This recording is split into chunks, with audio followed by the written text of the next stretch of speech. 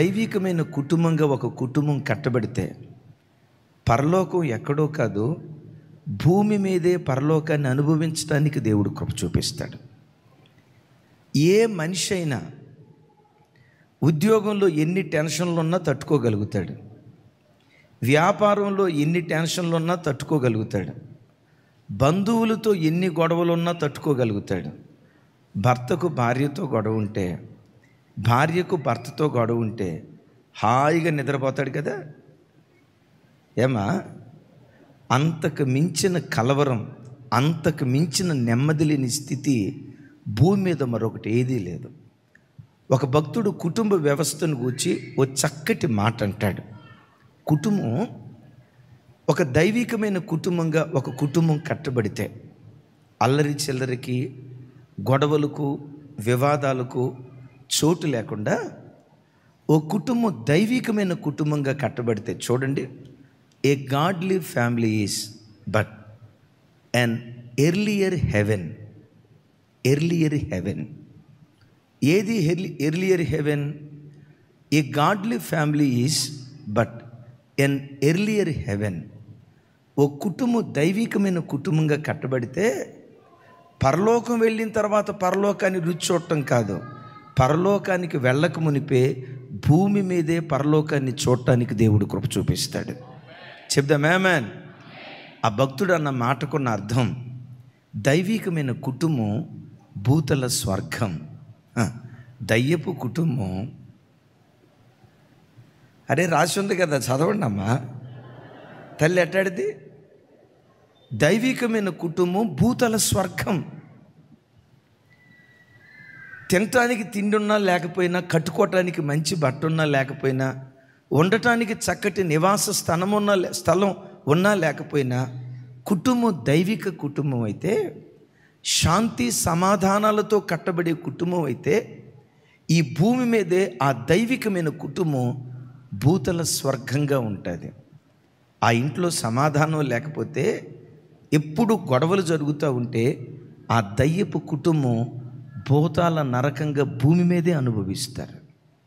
అందుకని నేనంట, ప్రతి వ్యక్తి తనను కట్టుకుంటూ ఎట్ ద సేమ్ టైం కుటుంబాన్ని కట్టుకునేటువంటి వాడిగా ఉండాలి. నా మాటలో చెప్పాలంటే, ఒక మనుషుని బ్రతుకులో నిజమైన సమాధానం ఒకవైపు దేవునిలో ఉంటే, కుటుంబం సమాధానంగా ఉంటే ఎక్కడికి వెళ్ళిన వాడు ప్రశాంతంగా బ్రతకటానికి దేవుడు కృప చూపిస్తాడు. ఆమేన్. చెప్పండి, భూతల స్వర్గం ఏది? పెద్దగా చెప్పాలి, ఇంకోసారి చెప్పాలి. తమ్ముడ మెదక్క, గట్టిగా చెప్పాలి. భూతల స్వర్గం ఏదయ్య అంటే దైవికమైన కుటుంబం. ఆ మధ్య ఒక ఆయన అన్నాడు, అన్నయ్య భూతల స్వర్గం ఎక్కడుందో తెలుసా? కాశ్మీర్లో ఉందన్నయ్య. కాశ్మీర్ అందాలు చూడటానికి 2 కళ్ళు సరిపోవన్నయ్య అన్నాడు ఒక ఆయన. ఇంకొక ఆయన ఏమన్నాడు తెలుసా? అన్నయ్య ఊటీ వెళ్తే భూతల స్వర్గం అంతా అక్కడే ఉందన్నయ్య అన్న. ఒకసారి ఆ అక్క వాళ్ళ తల్లిగారు వచ్చారు. అమెరికాలో నయాగరా ఫాల్స్ అంట. ఆ తల్లి ఏం చెప్పారు తెలుసా? అయ్యా, భూతల స్వర్గం అంతా నయాగరా ఫాల్స్లోనే ఉందయ్యా, దాని అందాలు చూడటానికి కళ్ళు సరిపోవయ్యా అన్నారు. నన్ను అడగండి మీరు, అన్నయ్య భూతల స్వర్గం ఎక్కడుందని అడగండి. భూతల స్వర్గం నీ కుటుంబంలోనే ఉంది, నీ కుటుంబంలోనే ఉంది. సరిగ్గా కట్టబడాలి. కానీ నీ హృదయం సమాధానంగా సంతోషంగా బ్రతికితే అంతకు మించిన పరలోకం మరొకటి ఏదీ లేదంటే. హృదయంలో కలవరం ఉంటే, హృదయంలో నెమ్మది లేని స్థితి ఉంటే, చూడండి, నయాగరా ఫాల్స్కి వెళ్ళినా ఆ వాటర్ ఫాల్స్ పడతా ఉంటే అందాలు చూసినా నీకు ఆనందం అనిపించదు. ఆ మధ్య వైజాగ్ ప్రాంతానికి వెళ్ళాను. నన్ను ఆహ్వానించినటువంటి ఆ దైవ సేవకులు బాగా దేవుని చేత దీవించబడ్డవాళ్ళు. ఆయన ఆ 2 రోజులు నేను చాలా సంతోషంగా ఉండాలని చెప్పి వైజాగ్లో బీచ్ ఉంది కదా, బీచ్ రోడ్ ఎదురుగా ఒక పెద్ద హోటల్ ఉంది. ఆ హోటల్ సీ వ్యూ హోటల్, చాలా పెద్ద ఖరీదైన హోటల్. ఆ హోటల్లో నాకు రూమ్ బుక్ చేశాడు. ఎందుకు బుక్ చేశారయ్యా ఇక్కడంటే, రాత్రిపూట సముద్రపు అందాలు చూస్తా, సముద్రాన్ని ఆస్వాదిస్తా, ఇక్కడ మీరు ఉండాలని చెప్పి. విచిత్రం ఏంటంటే ఆ గదికి ఇటువైపు అద్దం ఉంది. ఆ కట్టెను ఓపెన్ చేస్తే చాలు మొత్తం సముద్రం కనపడుతుంది. అందుకని ఆ హోటల్కి పేరు ఉంది. ఆ పేరు చివరి ఏముంటుందంటే సీ వ్యూ హోటల్ అని. See view. ఆ హోటల్లో కూర్చొని చూస్తే చాలు సీ కనపడి. నేను ఆ రోజు అంత బయటికి వెళ్ళాల. నాకు ఒకటి తెలుసు, ఏమో కొంతమందిని ప్రకృతిని ఆస్వాదిస్తారు, కానీ నాకున్న అభిప్రాయం ఏంటంటే అక్కడికి ఎక్కడికో వెళ్తే మనకు సమాధానం ప్రశాంతం దొరకదురా. ప్రశాంతత సమాధానం ఇక్కడ ఉండాలి. ఆమెన్. ఇక్కడ లేకపోతే ఎక్కడికి వెళ్ళినా, పెద్దగా చెప్పండి అమ్మా, నేను చెప్పే మాట అవునా కాదా? అవునన్న వాళ్ళు చేతులు ఎత్తండి, మరి కాదన్న వాళ్ళు చేతులు ఎత్తండి. రైట్, చూడండి ఒకసారి. సరే, ఆ పాస్టర్ గారు సాయంత్రం వచ్చి, అయ్యా 8ంటికి కదా మీటింగు, మీరు సీషోర్ ఎదురుగా ఉండి కనీసం సీషోర్ చూడటానికి వెళ్ళకపోతే ఎట్లా? ఒక్కసారి ప్రకృతిని ఆస్వాదిస్తా, ఆ గట్టు మీద కూర్చొని అలలో చల్లటి గాలి, ఆ ప్రకృతిని ఆస్వాదిస్తా, ఎంత రిలాక్స్ అయిందో తెలుసా అన్నాడు. సరే, పెద్ద ఆయన మాట ఎందుకు కాదనాలని చెప్పి ఆ సీషోర్కి వెళ్ళి ఇక ఆ సీటు మీద కూర్చొని ఆయన అన్నట్లుగా ఉంటుందేమోనని అని అందామనుకున్నా. ఈలోపు సరిగ్గా 8:15 ఒక తమ్ముడు ఫోన్ చేశాడు. ఫోన్ లిఫ్ట్ చేశానో లేదో, అటు నుంచి ఏడుస్తున్నాడు. తమ్ముడా, ఎందుకు ఏడుస్తున్నావు, ఏమైంది? ఎందుకు ఏడుస్తున్నావు, ఏమైంది? ఎందుకు ఏడుస్తున్నావు, ఏమైందంటే, అన్నయ్య సాయంత్రం పూట నాకు సిస్టర్కి గొడవ అయింది అన్నయ్య. గొడవ అయితే ఏమైందయ్యా? గొడవ పడి ఇంట్లో నుంచి బయటికి వెళ్ళింది అన్నయ్య. వెళ్తే ఏమైందయ్యా? వెళ్తా ఏమందో తెలుసా? మరలా తెల్లారిన తర్వాత నా మొహం నీ కనపడితే ఒట్టు, నేను చచ్చిపోతా అంది. ఇలాంటి మాటలు చాలా సార్లు అందన్నా. ఆ మాటని నేనేమన్నాను తెలుసా? పోవే, సస్తే సావే అని అన్నా. అన్నయ్య ఇప్పుడు 3 గంటలు అవుతుంది అన్నయ్య, బతికుందో చచ్చిపోయిందో తెలియదు అన్నయ్య అని ముగింపులో కొసమెరుపు ఏమన్నాడో తెలుసా? ముగింపులో కొసమెరుపు, అన్నయ్య వెతుకుతా ఉంటే నా భార్య చెప్పులు పలానా బావి దగ్గర కనపడ్డాయి అన్న అన్నాడు. ఇక చూడండి, చల్లటి గాలి ఉంది, సముద్రపు కెరటాలు ఉన్నాయి, అలలు ఉన్నాయి, ప్రశాంతమైన వాతావరణం. అయితే చూడండి, అదంతా నాకు ఎట్లుందో తెలుసా? భూతాల నరకంలాగా ఉంది. అసలు ఆ గాలులు వినబుద్ధిగా అట్లా. ఈలోపు ఒక తమ్ముడికి ఫోన్ చేశా, తెలిసిన తమ్ముడికి, తమ్ముడా ఏంటో ఆ చెల్లి కనపట్టలేదంట అని అనేలోపు ఆ తమ్ముడు ఏమన్నాడు తెలుసా? అన్నయ్య 1 చెప్పు కాదు 2 చెప్పులు కనపడ్డాయి అంట అన్న బావి దగ్గర అన్నాడు. నాయన మరి ఈలోపు ఏమైందో కొంచెం చూడండి అని అంటే, అన్నయ్య టార్చ్ లైట్ వేసిన బావి లోపల కనపట్టలేదంట అన్నయ్య, కరెంట్ లేదంట అన్నయ్య అక్కడ, అది ఇది అని అంటున్నాడు. పాస్టర్ గారు వచ్చి, అయ్యగారు మనకు వాక్యం చెప్పే టైం అవుతుంది, వెళ్దాం పదా అన్నాడు. నేను వెళ్తా ఉన్నాను, ఆ తమ్ముడికి ఫోన్ చేస్తున్నాను, తమ్ముడా ఏమైంది? ఏమన్నా బావిలోకి దిగుతూ ఉంటేది ఎంత లోతుందో తెలియట్లేదన్నా అన్నాడు. మొత్తానికి మెసేజ్ చెప్తానే ఉన్నా కానీ హృదయం ఉంది చూసారా, కలవరం గడగడ ఉడుకుతుంది. మెసేజ్ అయిపోయింది. అయిపోవటంతో పక్కెళ్ళి ఫోన్ చేశా, తమ్ముడా ఏమన్నా తెలిసిందా? ఆ తమ్ముడు అన్నాడు, బావిలో నుంచి బుడగలు వస్తాయి అంటన్నా. బావిలో నుంచి బుడగలు వస్తాయి. ఇక ఆ మాట అనేసరికి మరి తమ్ముడా మరి దిక్కకూడదు అంటే, అన్నయ్య లోపట ఏముందో తెలియదు కదా, ఊరోళ్ళు అంతా అన్నారు, తెల్లారిన తర్వాత చూద్దామన్నారు. అరే తమ్ముడా, తెల్లారిన తర్వాత నేనన్నా, ఈ రాత్రి నువ్వు ప్రశాంతంగా పండుకుంటావేమో కానీ, ఇందాక ఆ బిడ్డ చెప్పారు కదా కాపరి మనసు. నేను చాలాసార్లు చెప్తాను, మీకు చాలా ప్రపంచం ఉంటుందమ్మా, మా ప్రపంచం అంటూ ఏదైనా ఉందంటే అది మీరే. Praise the lord. అక్క, అప్పుడప్పుడు విజయవాడ పిక్నిక్ వెళ్తావు కదను, వెళ్ళావు కదా తల్లి. భీమవరం వెళ్ళావు కదమ్మా, మీది ప్రకాశం జిల్లానా? ఒక ప్రకాశం ఏం కర్మ, మహబూబ్ నగర్ కూడా వెళ్ళావు కదా తల్లి మొన్న.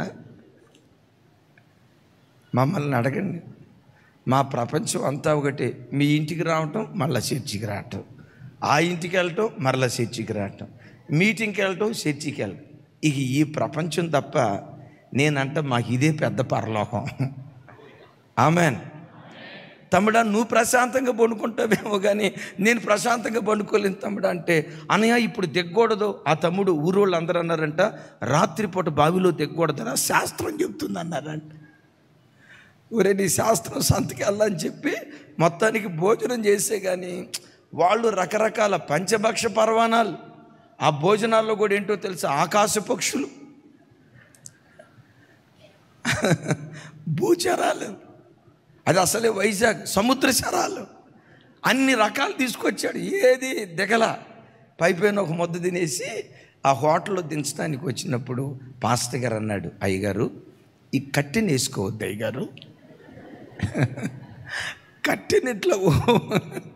కట్టెనిట్లా ఓపెన్ చేస్తే సముద్రపు అందాలన్నీ మీకు బహుగా కనబడతాయి అయ్యగారు.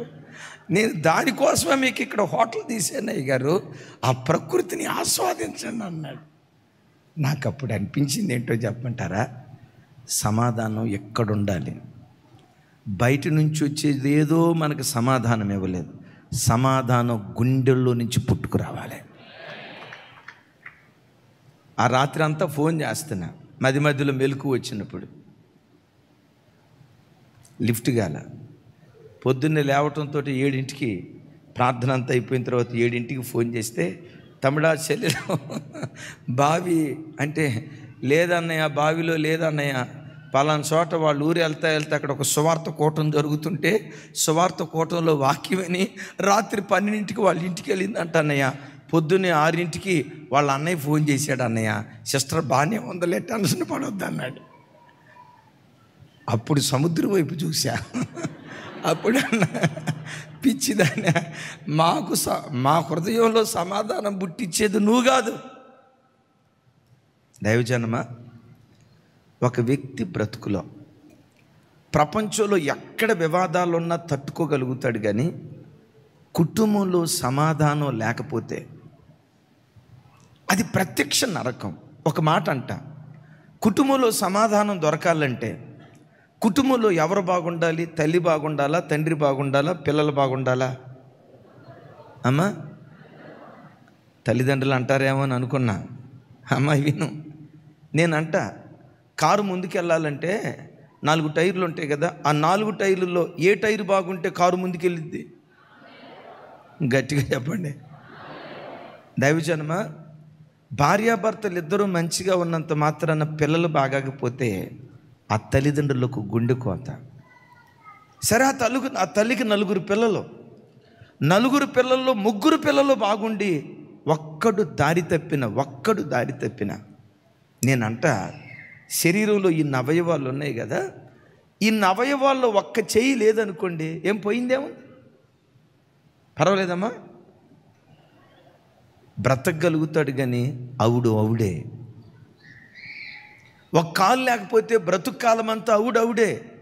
అందుకని నేనంట, కుటుంబంలో ప్రతి బిడ్డ ఒక బాధ్యత కలిగిన వాడిగా ప్రవర్తిస్తే, యవన బిడ్డలైనా ఆడబిడ్డలైనా తల్లి అయినా తండ్రి అయినా చేయి కలిపి కుటుంబం అంతా ఒక దైవికమైన కుటుంబంగా కట్టబడితే, నేనంట నీ కుటుంబాన్ని భూతల స్వర్గంగా దేవుడు ఆశీర్వదించడం ప్రారంభిస్తాడు. గట్టిగా చెప్దాం ఆమేన్. భూతల స్వర్గంగా, ఏ గాడ్లీ ఫ్యామిలీగా ఒక కుటుంబం కట్టబడాలంటే ఎలా ఉండాలి కుటుంబం? టకా 6 మాటలు చెప్తాను. FAMLIY ఏమంటారు దాన్ని? మరోసారి, F stands for faith. F stands for faith. భార్య భర్తను నమ్మాలి, భర్త భార్యను నమ్మాలి, వారిద్దరూ కలిసి దేవుని నమ్మాలి. మరొకసారి చెప్పంటారా? ప్రతి భార్య భర్తను నమ్మాలి. నేను ఒక తల్లిని ఎరుగుదును. ఆ భార్యాభర్తలు ఇద్దరు చాలా మంచిగా ఉంటారు. అప్పుడప్పుడు వస్తుంది వాళ్ళ అత్త, అయ్యగారు మీరు ఏమన్నా చెప్పండి, మా అల్లుడు వాడున్నాడే, మా అల్లుడు వాడున్నాడే, వాడుకు తగ్గదు. ఏమంటుందో తెలుసా? నేను అబద్ధం ఆడలేదు, నేను మాట్లాడే మాటకు నేను ప్రకటించే దేవుడు సాక్షి. ఏమంటుందో తెలుసక్క? వాడున్నాడే, ఎవడమ్మా? అదే మా కూతురు భర్త ఉన్నాడే, అల్లుడు అందో.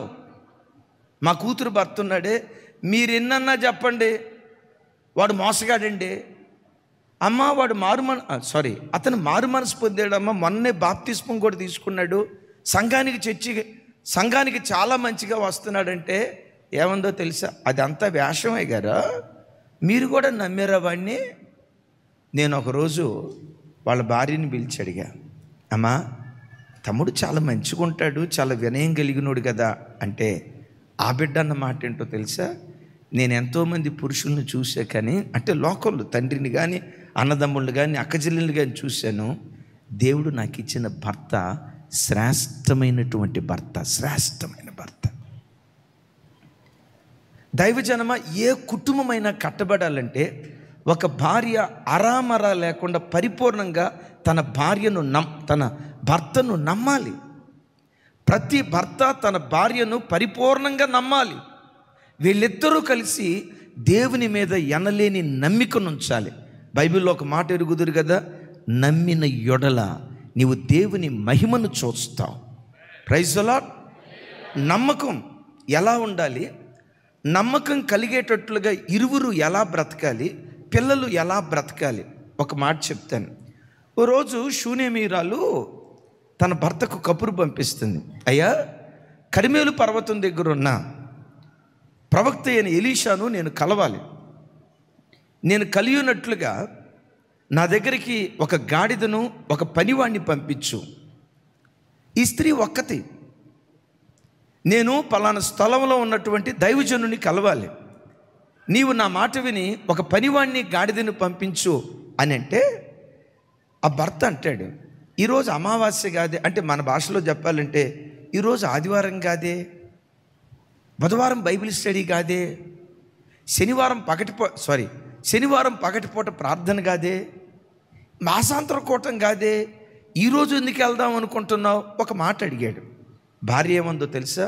నేను వెళ్ళుట మంచిది.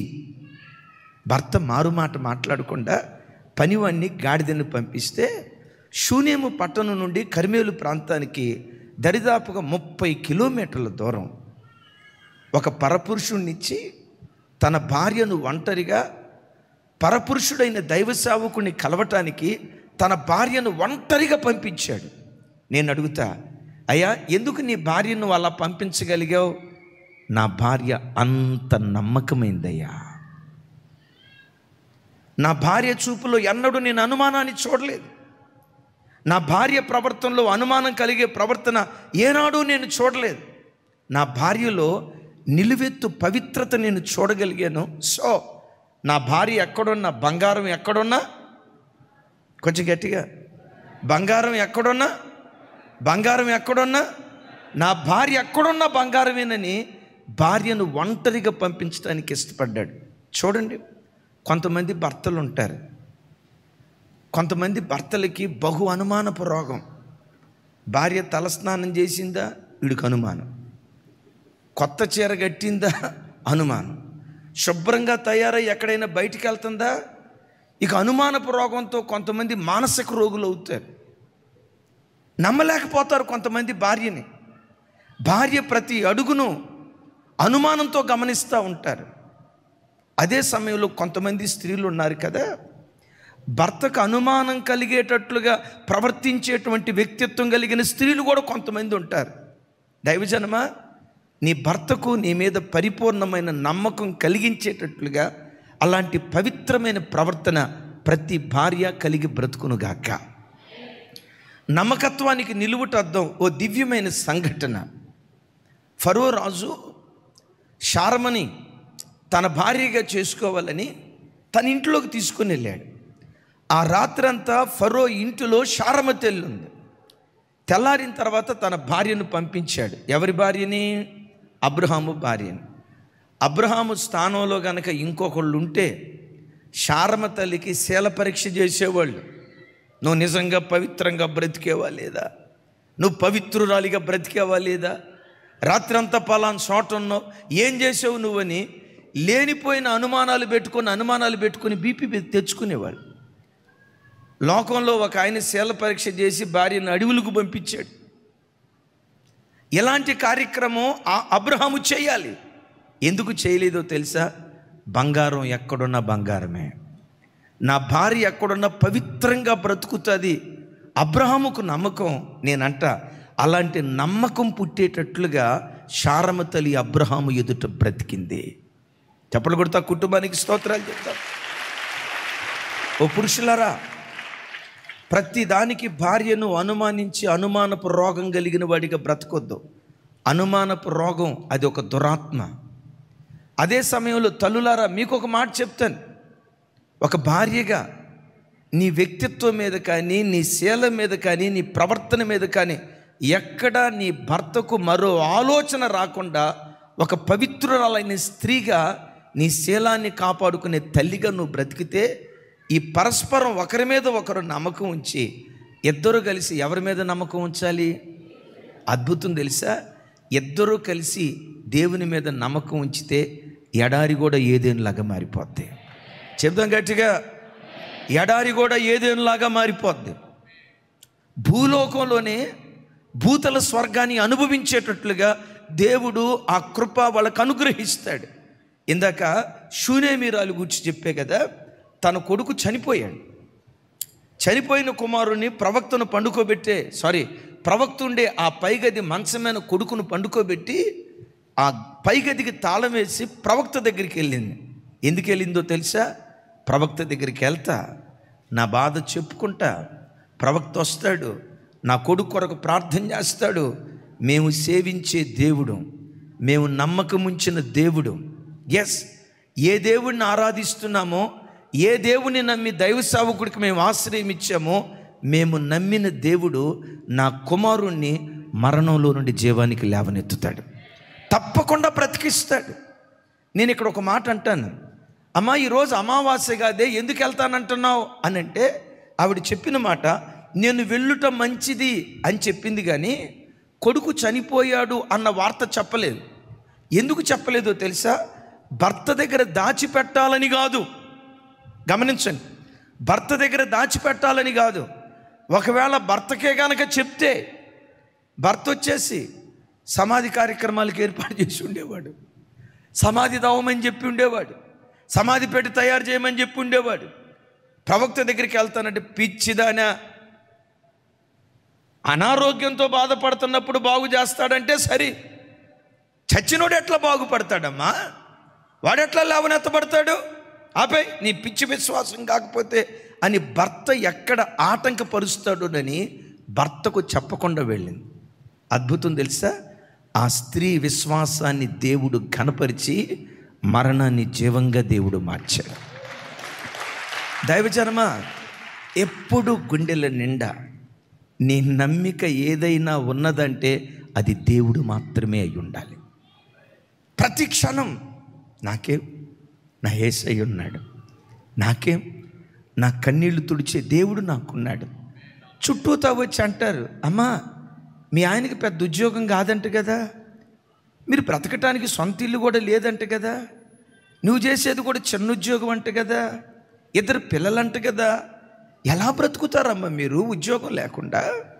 ఎలా బ్రతుకుతారమ్మా మీరు సొంత ఇల్లు లేకుండా అని ప్రజలు అంటున్నప్పుడు నీ గుండెల్లో నుంచి ఒక మాట రావాలి, నాకేం, వాటన్నిటికి మించిన దేవుడు నాకున్నాడు, వాటన్నిటిని మించిన దేవుడు నాకున్నాడు.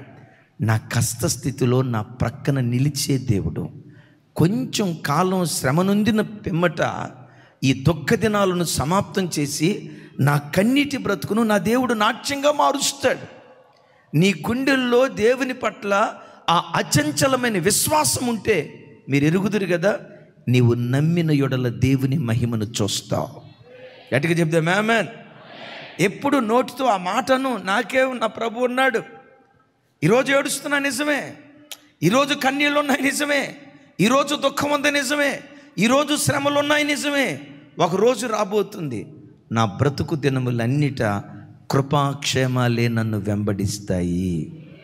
దావీదు ఆ కీర్తన ఎప్పుడు రాశాడో తెలుసా? రాజు అయిన తర్వాత కాదు, గొర్రెల కాపరిగా ఉండి అరణ్యంలో తిరిగేటప్పుడు ప్రవచనం ఎత్తి మాట్లాడాడు. అప్పుడప్పుడు చెప్తా కదా, ఒకసారి సికింద్రాబాద్ మేము డేవిడ్ అన్న వాళ్ళ ఇంటికి వెళ్తుంటే, అప్పట్లో బోయినపల్లి దగ్గర సికింద్రాబాద్ దగ్గర ఎయిర్పోర్ట్ ఉంది కదా, వెళ్తా ఉంటే సావుకురాలు అన్నారు, అదిగొద్దుకొద్దుకు విమానాలు వెళ్తున్నాయి, ఒకసారి ఆపండి చూద్దాం అన్నారు. నేను సరదాగా అన్నా, నాకంటే తనకు విశ్వాసం ఎక్కువ, అది వేరే సంగతి. ఆ టైంలో అన్న, ఆ విమానాలు చూడటానికి మన వాగటం ఎందుకు, ఈరోజు ఆటోలో తిరుగుతున్నాం, ఒకరోజు వస్తుంది సేవ అంతా విమానాల్లో తిరుగుతూ సేవ చేసే దినాలు దేవుడు మనకిస్తాడు. ఇప్పుడు ఎట్టుందో తెలుసా? విమాన ప్రయాణం అంటేనే విసుకొచ్చింది. ఇప్పుడు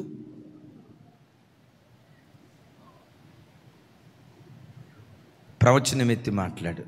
నీ బలాన్ని బట్టి కాదు, నీ ధైర్యాన్ని బట్టి కాదు, నీకున్న జనబలం, ధనబలం, కండబలం, అండబలం, కులబలాన్ని బట్టి కాదు, దైవ బలాన్ని బట్టి విశ్వాసంతో మాట్లాడు. నీవన్న మాట స్థిరపరుస్తాడు. Praise the Lord. రెండవది, F stands for faith, A stands for accountability. తమ్ముడు ఆ కటింగ్ చేసేవాడిది ఒకసారి చూపించింది. రైట్, చూడండి. A stands for accountability. Accountability అంటే జవాబుదారీతనం. యవన బిడ్డలారా, ఇక్కడ అందరూ చూడండి, అందరూ వినండి. లోకపు యవన పిల్లలు ఏమంటారంటే, నా జీవితం నా ఇష్టం. డాడీ నన్ను పద్దాకలు ఎందుకు అడుగుతావు? లోకపు యవన బిడ్డలు అన్నట్లుగా నువ్వు అనకూడదు. యవన ఆడపిల్లారా, అమ్మ 5 కాలేజీ నుంచి రావాలి, ఎందుకు అర్ధగంట లేట్ అయింది అని అడిగితే, నీకు అంత అనుమానం మమ్మీ, కూతుర్ను కూడా అంత అనుమాన పడితే ఎట్లా మమ్మీ, నాకు స్వేచ్ఛ ఇవ్వవా, నాకు ఫ్రీనెస్ ఇవ్వవా? ఇలాంటి సినిమా డైలాగులు, సీరియల్ డైలాగులు కొట్టొద్దు. అకౌంటబిలిటీ. ఎందుకు లేట్ అయిందో ఆ జవాబుదారీతనం ప్రతి క్రైస్తవ యవన బిడ్డకు ఉండాలి. ఇప్పుడు పిల్లలు ఉన్నారు, నేనంటే పెద్దగా ఈ లెక్కలు అడగను. నా టైప్ అంటే నాకున్న షెడ్యూల్ని బట్టి రాజుకు 10 రూపాయలు ఇచ్చినా అక్క లెక్క అడుగుతుంది, నాకు లెక్క తీసుకురావాలా. చివరికి బ్యాలెన్స్లో పావలా మిగిలితే, ఆ పావలా ఏం చేసావు అక్క, షాపోడి లేదక్క అని అంటే రూపాయి అంటే నీకు విలువ లేదా? ఆ రూపాయి ఎక్కడి నుంచి వచ్చింది రాజు? విశ్వాసుల కష్టార్జితం, వాళ్ళ రక్తపు చుక్కలు మన చేతిలో వేస్తారు. నీకు 100 రూపాయలు చూడటం అది నీకు తేలికై ఉండొచ్చు. ఆ 100 రూపాయలు సంపాదించడానికి మన బిడ్డలు ఎంత కష్టపడ్డారో నీకు తెలుసా? 1 రూపాయి కోసం గంట సేపు క్లాస్ ఉంటుంది దేవుని కృపను బట్టి. రాజు అనుకుంటాడు, ప్రభువా ఆ రూపాయి తీసుకొచ్చి ఉంటే నాకు ఈ బాధ తప్పేది కదా ప్రభువా అని అనుకోకూడదు. ఎస్, నేను జవాబుదారునై ఉండాలి. ప్రతి వ్యక్తి గమనించండి, ఒక కూతురు తల్లికి జవాబుదారురాలై ఉంటుంది. ఏమాయ్ ఏమక్కడ వాకిడి దగ్గర నిలబడి ఎటో చూస్తున్నట్టున్నావు అని తల్లి అడిగితే ముఖం మార్చకూడదు. గద్దించినప్పుడు ముఖం మార్చేది ఎవరో తెలుసా? బైబిల్లో రాయబడిన మాట, గద్దిస్తే ముఖం మార్చేది ఎవరో తెలుసా? భక్తిహీనుణ్ణి గద్దించగా వాడు ముఖాన్ని మార్చుకుంటాడట. ఇంకొకడు ఉన్నాడు మూతి ముడుచుకునేవాడు బైబిల్లో. ఎవరు చెప్పండి? సూపర్, మీ చుట్టమయ్యమ్మా.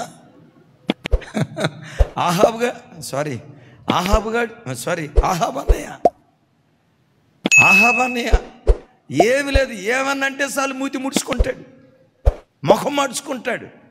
అమ్మా ఎందుకు అక్కడ నిలవబడ్డావు? తల్లి అడిగితే, నువ్వు నిజంగా దేవుని నమ్ముకున్న యవన బిడ్డవైతే జవాబు చెప్పాలి నీ తల్లికి. రే బాబు, ఎందుకు ఇంటికి ఆలస్యంగా వస్తున్నావు? నీకు 7 కాలేజ్ అయిపోద్ది కదా, ఏం 9 దాకా ఏం చేస్తున్నావు అని అడిగినప్పుడు, నా ఇష్టం 9 కాకపోతే 9:30కి వస్తా అని అన్నావా, కుటుంబం కుప్పలాగా కూలిపోద్ది. ఈరోజు నువ్వు అన్న మాటే, యవన పిల్లారా చూడండి, ఈరోజు నువ్వు అన్న మాటే రేపు నీ కడుపున పుట్టిన, చూడండి, ఈరోజు నువ్వు అన్న మాటే రేపు నీ కడుపున పుట్టిన పిల్లలు నీ ఎదుట అదే మాట అంటారు. ఎందుకో చెప్పమంటారా? నేను చెప్పించట్లా, వాక్యం ఏమంటుందంటే, మనుషుడా ఏది, భలే చెప్పారు కదా, ఏది విత్తుతావో అది కోస్తావు అని రాస్తుంది కదా. విత్తిన దాన్ని తప్పకుండా కోస్తావు. అమ్మ నిన్ను ప్రశ్నించినప్పుడు, నాన్న నిన్ను ప్రశ్నించినప్పుడు ఒక దీనుడిగా నువ్వు సమాధానం చెప్తే రేపు నీకు ఇవ్వబోయే పిల్లలను కూడా అలాంటి దేన మనస్సు కలిగిన వారిని దేవుడిస్తాడు. ప్రతి భార్య భర్తకు జవాబుదారి, ప్రతి భర్త భార్యకు జవాబుదారుడై ఉన్నారు. కొంతమంది ఏమంటారు తెలుసా, నేను మనిషికి ఎవరికి లెక్క చెప్పను. ఏంటంట, మరి ఎవరికి లెక్క చెప్తావయ్యా? నా లెక్కంతా అక్కడ లెక్కలు తెలిసి నేను డైరెక్ట్గా నరకానికి పంపిస్తాడు అక్కడ. ఆ సంగతి నీకు తెలియదు. కొంతమంది చూడండి, భర్తకు లెక్క చెప్పరు, లెక్క చెప్పరు. నా జీతం నాది, నా లైఫ్ నాది, నాకు కావలసిన ప్రైవసీ నాకు కావాలా, నా స్వతంత్రం నాది అని ప్రైవసీ కోరుకుంటారు. భర్తకు తెలియని రహస్యం ఏదైనా నీ దగ్గర ఉందంటే నీ కుటుంబం సంతోషంగా బ్రతకలేదు. నా ఆశ ఏంటో తెలుసా? ఈ భూమి మీద నీ ఇల్లు భూతల స్వర్గంగా ఉండాలి, భూతాల నరకంగా ఉండకూడదు. కొంతమంది భర్తలు ఉంటారు, భార్యకు ఏ లెక్క చెప్పరు. నిన్ననే ఒక తల్లి వచ్చింది, అన్నయ్య మా పెండ్లై వారం రోజులు అవుతుంది, మా పెండ్లై 12 సంవత్సరాలు అవుతుంది అన్నయ్య, 2 పిల్లలు అన్నయ్య, ఈరోజు కూడా మా ఆయన జీతం ఎంతో నాకు తెలియదు అన్నయ్య. ఎప్పుడైనా ఏమండి మీరు పలానా చోట ఉద్యోగం చేస్తున్నారు కదా, గవర్నమెంట్ ఉద్యోగం, మీ జీతం ఎంతండి అని అడిగితే చాలు, ఇవన్నీ నీకు అవసరం అంటావా? ఈ లెక్కలు నీకు అవసరమా? నీకు అన్నం పెడుతున్నాగా, కావలసిన బట్ట కొని పెడుతున్నాగా, ఈ లెక్కలన్నీ ఎందుకు అడుగుతావు? ఆ బిడ్డ ఏడుస్తా చెప్పిన మాట ఏంటో తెలుసా? ఎప్పుడైనా మా పుట్టింటికి వెళ్ళాలి చూస్తే బస్ టికెట్ కూడా ఇప్పటికీ 12 సంవత్సరాల తర్వాత కూడా బస్ టికెట్ కూడా మా అమ్మ నాన్నే తీయాలి అయ్యగారు, రూపాయి చేతికి అయ్యగారు. అలాగని ఇంట్లో తక్కువేం చేయడు, అన్నీ తీసుకొచ్చి పెడతాడు కానీ ఒక్క లెక్క కూడా చెప్పడు. దైవజనమ, ప్రతి భర్త తన భార్యకు జవాబుదారుడై ఉండాలి.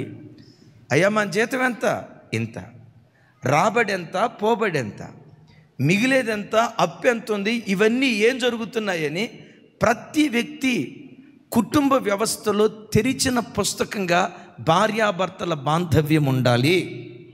కొంచెం గట్టిగా చెప్దాం ఆమెన్, కొంచెం గట్టిగా ఆమెన్. చాలా కాలం క్రితం చెప్పాను, చాలా అద్భుతమైన సంగతి. నా స్నేహితుడు నాతో పాటు చదువుకున్నవాడు కొకటిపల్లిలో ఒక పెళ్లి చూపులకు వెళ్ళాడు. వెళ్ళేటప్పుడు నా చేత ప్రార్థన చేయించుకొని వెళ్ళాడు. సరే ప్రార్థన చేయించుకొని వెళ్ళాడు. పెళ్లి చూపులు అయిపోయినాయి. ఏమైంది పెళ్లి చూపులు ఏమైందంటే, ఏమైందని ఏమని చెబుతున్నాం. పెళ్లి చూపులకు వెళ్ళిన తర్వాత అమ్మాయి నాకు నచ్చింది, పర్వాలేదు, నేను అమ్మాయికి నచ్చాను. సడన్గా పెళ్లి చూపుల మధ్యలో లేచింది, కొంచెం సపరేట్గా ఒక 5 నిమిషాలు మేము మాట్లాడుకోవాలి అని అంది. నేను పక్కా పల్లెటూరులో పుట్టినోండి, ఆ అమ్మాయి కొకటిపల్లిలో పుట్టింది. సపరేట్గా మాట్లాడదామనే లోపే నా కాళ్ళు చేతులు గడగడగడ వణుకుతుంది. పక్కకి తీసుకెళ్ళి ఏం అడుగుతుందో ఏం మాట్లాడుతుందో నాకు అర్థం కాలేదు. మొత్తానికి పక్కకి తీసుకెళ్ళిన తర్వాత అంది, ఇప్పుడు నా డ్రెస్ చూశారు కదా, వాస్తవంగా అందరూ ఈ పెళ్లి చూపులప్పుడు శారీ కట్టుకుంటారు. నేను ప్యాంటు షర్ట్ వేసుకున్నా. నాకు చీర అంటే ఎలర్జీ, ఎప్పుడు ప్యాంటు షర్ట్ మీదే ఉంటా. నీకు ఇష్టమేనా అని అడిగిందంట. సరే ఇది హైదరాబాద్ కాదమ్మా, నేను ఎందుకు కాదంట, నీ ఇష్టమే కానీ అని అన్నాడంట. రెండవది, నేను పలానా చోట ఉద్యోగం చేస్తా, నా జీతం ఎంతో నీకు చెప్పను, నీ జీతం ఎంతో నేను అడగను, నా అకౌంట్ నాదే, నీ అకౌంట్ నీదే, నా డబ్బులు లెక్క అడగొద్దు, నీ డబ్బులు నేను ఎక్క అడగను, దీనికి ఓకేనా అన్నాడంట. వీడి గుండెలో రాయిబడినట్టు అయిపోయింది. సరేలే కాదు అంటే అంత ఓపెన్గా ఏమైపోతుందని మెల్లిగా అన్నాడంట. ఓకే ఓకే, హైదరాబాద్ కదా, హైదరాబాద్లో అంతే, హైదరాబాద్లో అంతే అని అనుకున్నాడంట.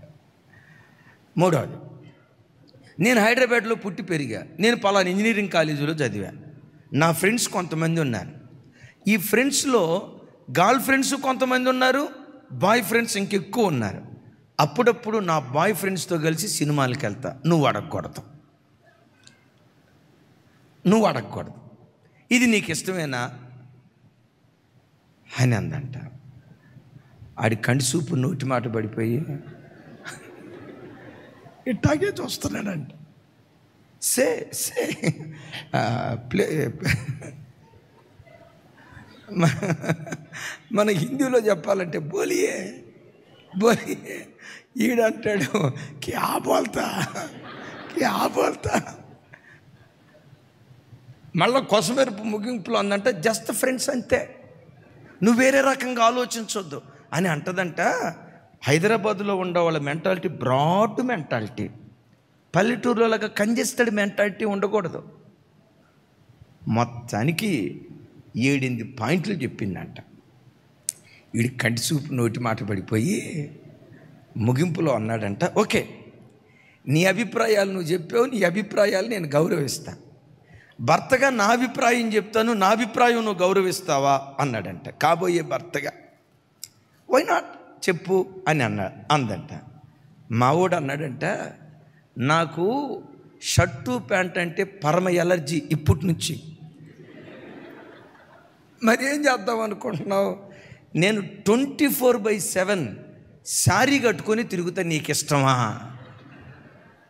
అందంట. What nonsense you're talking.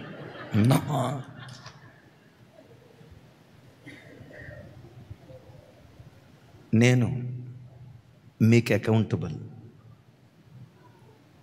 వీటన్నిటికి మించి దేవునికి లెక్క చెప్పాలి.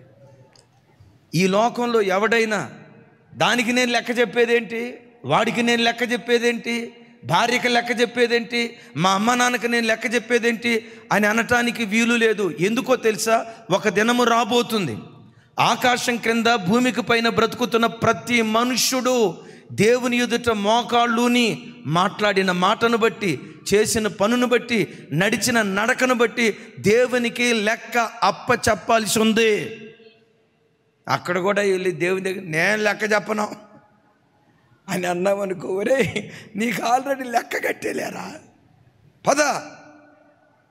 చూడండి, ఈరోజు పిల్లల పరిస్థితి, లోకం పరిస్థితి ఏమైపోయిందంటే, ఎవరికి వాళ్ళు ఇండివిజువల్ లైఫ్ అయిపోయింది. జవాబుదారితనం లోపించిన దినాల్లో బ్రతుకుతున్నాం. ఒక చిన్న వీడియో చూడండి, ఎంత భయంకరమో.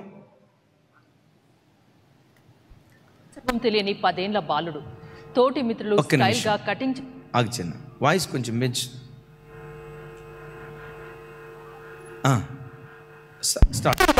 అతడు అభం శుభం తెలియని 10 ఏళ్ల బాలుడు. హెయిర్ కట్ నచ్చలేదని బాలుడి ఆత్మహత్య. తనకి కూడా అలాగే స్టైల్ హెయిర్ కట్ కావాలనుకునేవాడు. హాస్టల్లో 6వ తరగతి చదివే ఆ బాలుడు సెలవుల్లో ఇంటి దగ్గరే ఉన్నాడు. అయితే స్కూల్ ఓపెనింగ్ దగ్గర పడుతుండడంతో బాలుడికి కటింగ్ చేయించేందుకు తండ్రి సెలూన్ షాప్కి తీసుకెళ్లాడు. కానీ బాలుడికి నచ్చినట్లు స్టైల్ హెయిర్ కట్ చేయించలేదు. దీంతో మనస్తాపం చెందిన ఆ బాలుడు ఇంటికి వెళ్లిన తర్వాత పురుగుల మందు తాగి ప్రాణాలు తీసుకున్నాడు. ఈ హృదయ విషాదకర ఘటన. ఏం దాగి చనిపోయాడంటక్క? దేనికి?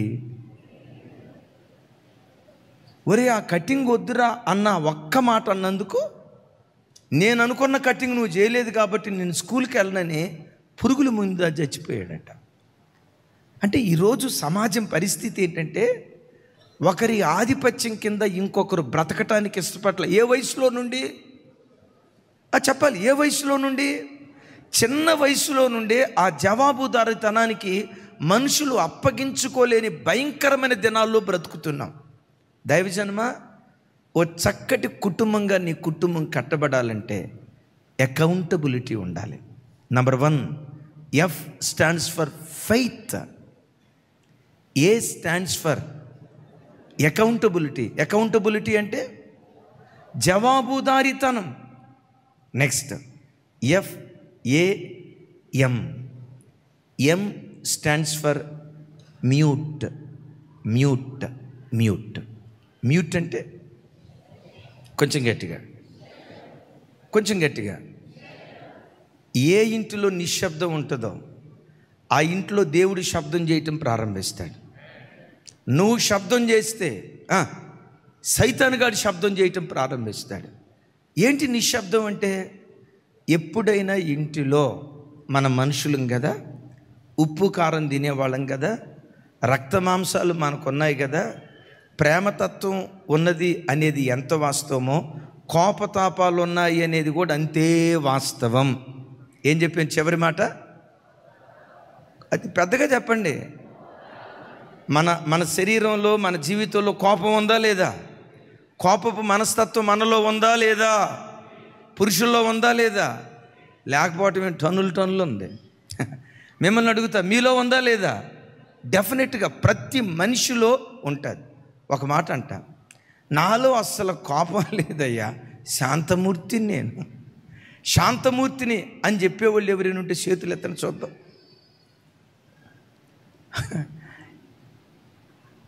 ఒక్కళ్ళు కూడా చేయత్తలా. నోవా అంటే నీకు కూడా కోపం ఉందనే? నోవా ఏమంటాడు తెలుసా? నీకు కూడా కోపం ఉందంటే నేను మనిషిని కాదా అన్న. అరే ప్రతి ఒక్కడు కోపం ఉంటుందండి. భర్త కోపంతో ఉన్నప్పుడు మ్యూట్ సైలెంట్గా ఉండు. ఒక్క 5 నిమిషాలు మౌనంగా ఉండు. స్వర్గం ఎక్కడో లేదు, నీ ఇంటిలోని అనుభవించటానికి దేవుడు కృప చూపిస్తాడు. అట్లాగని గమనించండి, కోపం నీకు ఒక్కడి సొంతం కాదు. కొన్ని సందర్భాలలో భార్య కోపం వస్తుంది. భార్య కోపం వచ్చినప్పుడు నేను పురుషుణ్ణి, నన్ను అంటదా, నేను పురుషుణ్ణి అని గమనించండి. నేను ఉద్యోగస్తుణ్ణి అని గమనించండి. నీ హోదాను గుర్తుకు తెచ్చుకోకు. తాను కూడా సగటు మనిషే. ఎప్పుడైనా భార్య కోపంతో ఉన్నప్పుడు నువ్వు మౌనం అయిపో. తాను కోపంగా ఉన్నప్పుడు నువ్వు మౌనం అయిపో. నువ్వు కోపంగా ఉన్నప్పుడు తాను మౌనం అయిపోవాలి. కానీ అద్భుతం తెలుసా? అప్పుడే మాటకు ప్రతి మాట. మనం అనే మాట, నువ్వు 1 ఆకు చదివితే నేను 10 ఆకులు చదువుతా, నువ్వు 10 ఆకులు చదివితే నేను 20 ఆకులు చదువుతానని చిన్న చిన్న విషయాలు చిలికి గాలివానై పెను తుఫానుగా మారిపోతాయి. దైవజనమ, ఎప్పుడైనా కోపతాపాలు కుటుంబంలో చోటు చేసుకుంటే ఒక ప్రిన్సిపల్, దేవుని వాక్యం ఏమంటుందో తెలుసా? కోపపడుడి కానీ పాపము చేయుకుడి. సూర్యుడు అస్తమించు వరకే మీ కోపం నిలిచి ఉండుడి. సూర్యుడు అస్తమించే లోపు ఎవరి మీద కోపడ్డావో, ఎవరితో మనస్మర్థం చెందావో, ఎవరితో కలహించావో ఆ వ్యక్తితో నువ్వు సమాధాన పడాలి. సూర్యుడు అస్తమించే లోపు నువ్వు సమాధాన పడకపోతే, ఒక భయంకరమైన మాట ఏంటో తెలుసా? సూర్యుడు అస్తమించే లోపు నువ్వు సమాధాన పడకపోతే నీ ఇల్లు సాతాను నివాస స్థానంగా ఉంటుంది అని ఎఫెసీ పత్రికలో పౌలు గారు చెప్తాడు. చూడండి ఆ మాట, ఎఫెసీలకు రాసిన పత్రిక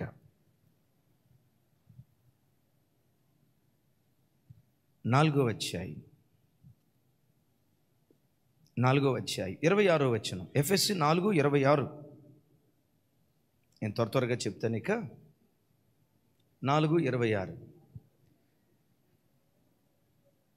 నాతో కలిసి అందరి మాట చెప్పండి. కోపపడుడి కానీ, మరొకసారి అందరు చెప్పాలి. కోపపడుడి కానీ పాపము చేయకుడి. సూర్యుడు అస్తమించు వరకు మీ కోపము నిలిచి ఉండకూడదు. 27 అపవాదికి చోటివ్వకుడి. దైవజనమా, నా వైపు చూడండి. ఈ మాట కనుక నువ్వు అర్థం చేసుకోగలిగితే నీ ఇంటిలో సాతానుగాడు అడుగు పెట్టలేడు. ఈ మాట గనక నిజంగా సంఘం అర్థం చేసుకోగలిగితే ఆ సంఘాలలో సాతానుగాడు అడుగు పెట్టడు, పెట్టలేడు, వాడు పెట్టడానికి చోటే ఉండదు. ఏంటో తెలుసా? కోపపడుడి, కానీ కోపం ఎప్పుడు పాపంగా మారుతుందో తెలుసా? కోపపడినందుకు కాదు, సమాధాన పడనందుకు కోపం పాపంగా మారింది. ఎప్పుడు సమాధాన పడాలి? వారం తర్వాత. ఎప్పుడు సమాధాన పడాలి? నెల రోజుల తర్వాత. ఎప్పుడు సమాధాన పడాలి? 2 రోజుల తర్వాత. ఎప్పుడు సమాధాన పడాలి? ఎప్పుడు సమాధాన పడాలి? 3 రోజుల తర్వాత. కొంతమంది భార్యాభర్తలు ఉంటారు, ఇంట్లో ఏదైనా అయ్యిందంటే, చిన్న గొడవ అయిందంటే 3 రోజుల పాటు మౌనవ్రతం, మౌనవ్రతం చేస్తారు. ఏదన్నా అవసరం అయితే పిల్లోడిని పిలిచి, కూరకు డబ్బులు లేవు మీ నాన్న అడుగు, ఆడి వెళ్తాడు, ఆడిని అడుగుతాడు. మీ అమ్మ పొద్దున ఎక్కడికో బయటికి వెళ్ళింది కదా, ఎక్కడికి వెళ్ళింది? ఎవరితో ఫోన్లో మాట్లాడింది? మీ అమ్మమ్మతో మాట్లాడిందా? మీ తాతయ్యతో మాట్లాడిందా? ఈ మాటలన్నీ వాడు వింటూ ఉంటే, క్రైస్తవ జనమ ఒక్క మాట మీరు వినండి. ఈ బలహీనతే గనక మీ పిల్లలు తల్లిదండ్రులుగా మీలో చూస్తే, మీరు భక్తి కలిగిన వాళ్ళే. ఈ బలహీనత మీ భక్తిని మింగేస్తుంది. మా అమ్మ నాన్న ప్రార్థనకి వెళ్తారు, ప్రార్థన చేస్తారు, కానీ ఒట్టిదే, అంతా ఒట్టిదే. నువ్వు భక్తి కలిగిన దానివే అనుమానం లేదు, నువ్వు భక్తి కలిగిన వాడివి అనుమానం లేదు. నేనంట వాక్యం ఏమంటుంది? కోపపడుడి, కానీ కోపం పాపంగా ఎప్పుడు మారిద్దాయి అంటే, ఉదయం కోప్పడితే, మధ్యాహ్నం కోప్పడితే, సూర్యుడు అస్తమించే లోపు వెంటనే వెళ్ళి, అమ్మా సారీ అమ్మా, కోపడ్డాను, నన్ను క్షమించమ్మా, తొందరపడి ఒక మాట అన్నానమ్మా అని సూర్యుడు అస్తమించే లోపే నువ్వు సమాధాన పడితే కోపం పాపంగా మారదు. పాపం లేని స్థలాల్లోకి అపవాది రాడు. కోపం పాపంగా మారిందా? చెప్పండి, ఇప్పుడు అక్కడికి ఎవరు వస్తారు? అలాగే సంఘాల్లో కూడా మనం కలిసి ఉండేటప్పుడు చిన్న చిన్న మనస్మర్థలు వస్తాయి. నన్ను గూర్చి కూడా మీరు తప్పుగా అనుకోవచ్చు, మిమ్మల్ని గూర్చి కూడా నేను అనుకోవచ్చు. కాకపోతే దేవుని కృప ఏంటంటే, మిమ్మల్ని గూర్చి అనుకునే అంత సమయం నాకు ఉండదు.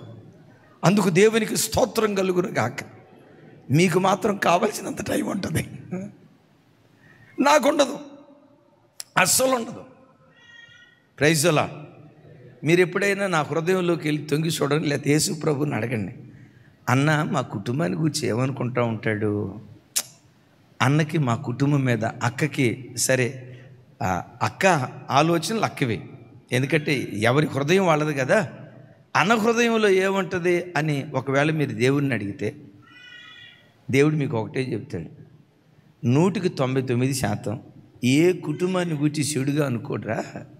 ఆ పిల్లలందరూ నా పిల్లలు, వాళ్ళ కొరకు చేయాల్సినంత ప్రార్థన నేను చేయాలి. ఒకవేళ ఎవరైనా ఈరోజు కొంచెం లోపంతో బ్రతికితే, ఈరోజు లోపంతో బ్రతకొచ్చు, రేపు ఆ లోపాన్ని దిద్దబడిన వాడిగా బ్రతుకుతాడు.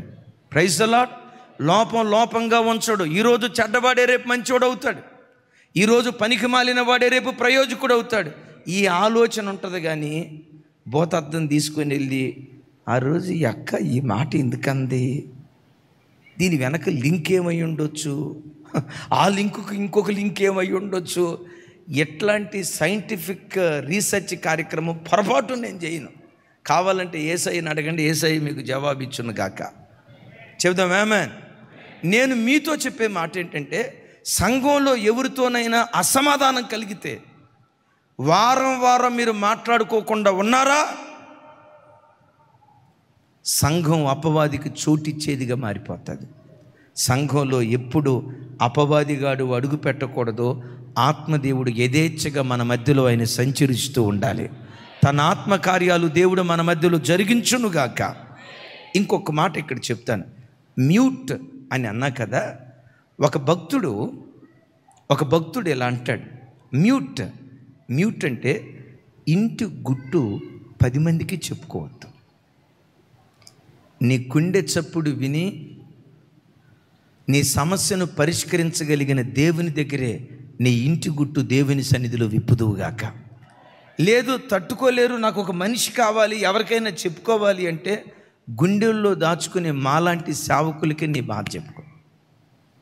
మా 22 సంవత్సరాల మా సేవా జీవితంలో ఒక కుటుంబ బలహీనతలు ఇంకొక కుటుంబానికి చెప్పినట్లుగా కానీ, వీళ్ళ పొరపాట్లు ఇంకొకళ్ళతో పంచుకున్నట్లుగా కానీ సంఘం ఎదుటే ఉంది. 22 సంవత్సరాల్లో దేవుని కృపను బట్టి ఒక్క కుటుంబం కూడా చూపించలేదు కూడా. పురుషోత్తం అన్న తన ఇంటి విషయాలు ఏదైనా చెప్తే ఆయన ఇంటి విషయాలు ఆయనతోనే మాట్లాడతాం, కానీ ఆయన కుటుంబ విషయాలు ఇంకొకరికి చెప్పినట్లుగా 22 సంవత్సరాల్లో మాకు జ్ఞాపకమే లేదు. దీనికి సంఘం ఆకాశం అందలి దేవుడు సాక్షి. అవునా కాదా? ఏం కొంతమంది సైలెంట్గా ఉన్నారు? రాజా, సాక్షులు మీరు ఎప్పుడు గుట్టుగా ఉండాలి, కాపురం గుట్టుగా చేయాలి. ఒక ఆయన అంటాడు, పైకెక్కటానికి మెట్టు, పొలంలో ఉన్న నీళ్లు బయటికి వెళ్లకుండా ఉండటానికి పొలానికి గట్టు, సంసారం చక్కగా కట్టబడటానికి గుట్టు అవసరం అంట. పైకెక్కటానికి మెట్టు, పొలానికి గట్టు, ఇంటికి గుట్టు. అలాగని ఇది రైమింగ్ అనుకునేరు కాక, గుట్టు ఎంత గొప్ప కార్యం చేసిందో చెప్తా. అద్భుతం. ఇందాక నేను వచ్చేటప్పుడు, విజయవాడ నుంచి వచ్చేటప్పుడు ఆత్మదేవుడు ఈ మాట చెప్పమని నేను ఎన్నడూ ఈ కోణంలో చెప్పలేదు, ఆ వాక్యాన్ని గుర్తుకు తెచ్చాడు. యోసేపా, నువ్వు ఐగుప్తు దేశానికి ఎందుకు వచ్చావు అంటే యోసేపు ఏం చెప్పాడు? నేను హెబ్రీ దేశము నుండి అమ్మివేయబడ్డాను అన్నాడా? పెద్దగా చెప్పాలరా తల్లి. దొంగిలించబడ్డాను అన్నాడు. యోసేపు దొంగిలించబడ్డవాడా, అమ్మినవాడా? అమ్మినవాడు, అమ్మబడినవాడినని చెప్తే ఎవరమ్మారో అడుగుతారు. ఎవరమ్మారో అడిగితే అప్పుడు ఏమని సమాధానం చెప్పాలి? మా అన్నోళ్ళే అమ్మారని చెప్పాలి. అప్పుడు వాళ్ళు ఏమనుకుంటారు? ఓహో, వీళ్ళ అన్నదమ్ముళ్ళే వీళ్ళకి శత్రువులు అన్నట్లు, వీళ్ళ అన్నోళ్ళే వీడిని అమ్మారు అన్నట్లు అని అనుకునేవాళ్ళు కదా. సరే, ఆ సంగతే కనుక చెప్తే అన్నోళ్ళందరూ ఇక్కడ ధాన్యం కోసం వచ్చారు కదా, ఈ అన్నోళ్ళందరినీ ఫరో రాజు దగ్గరికి తీసుకొని వెళ్ళి మా అన్నలని చెప్పి వాళ్ళు నా దేశంలో ఉంచాడు కదా. ఒకవేళ అప్పుడు అట్లా గుట్టుగా ఉంచకుండా నన్ను నమ్మింది మా అన్నోళ్ళే అనే కనుక చెప్పుంటే ఫరో రాజు దగ్గరికి వెళ్ళి మా అన్నోళ్ళు వచ్చారయ్యా, వాళ్ళని ఈ దేశంలో ఉంచుకో అయ్యా అని అంటే ఫరో రాజు ఏమనేవాడో తెలుసా? నిన్ను అమ్మిన అన్నోళ్ళు, ఒరే బాబు, దేశాన్ని కూడా అమ్ముతారా నాయన, నిన్ను అమ్మారుగా, రేపు ఈ దేశాన్ని కూడా అమ్ముతారు, బేరం పెడతారని చెప్పి ఒకవేళ ఆ ఒక్క మాట తొందరపాటునే కనుక చెప్పుంటే యాకోబు కుటుంబం బజారు పాలు అయిపోయేది కరువును బట్టి. ఆ కరువు కాలంలో యాకోబు కుటుంబం పోషించబడటానికి కారణం ఏంటో తెలుసా? యోసేపు గుట్టు కలిగిన మనిషి. దైవజనమా, ఎప్పుడు ఇంటి గుట్టు వాళ్ళతో వీళ్ళతో చెప్పుకోవద్దు. మాకులాగా గుండెల్లో పెట్టుకుని ప్రార్థించే సేవకులు ఉంటారు కదా, సేవకులకు చెప్పుకోండి. మాకంటే మరి ఎక్కువగా గుండె సవడి విని పరిష్కరించే దేవునికి మనం చెప్పుకుందాం గాక. చప్పలు కొడితే సైకో స్తోత్రాలు చెప్దాం. F stands for faith, A stands for accountability, M stands for, పెద్దగా చెప్పాలి, మ్యూట్ అంటే నిశ్శబ్దం. FAM. I స్టాండ్స్ ఫర్ ఎంథసిస్, విజ్ఞాపన లేక మధ్యవర్తిత్వం, విజ్ఞాపన. దైవజనమ, ఓ కుటుంబం దైవికమైన కుటుంబంగా కట్టబడాలంటే 4వ అద్భుతమైన అడుగేంటో తెలుసా? ప్రతి ఇల్లు ప్రార్థించే ఇల్లు అయి ఉండాలి. తల్లి మదర్ తెరీసా వీడియో రెడీ చేద్దామడు, రైట్ చూడండి. ప్రతి ఇల్లు ప్రార్థించే ఇల్లు అయి ఉండాలి.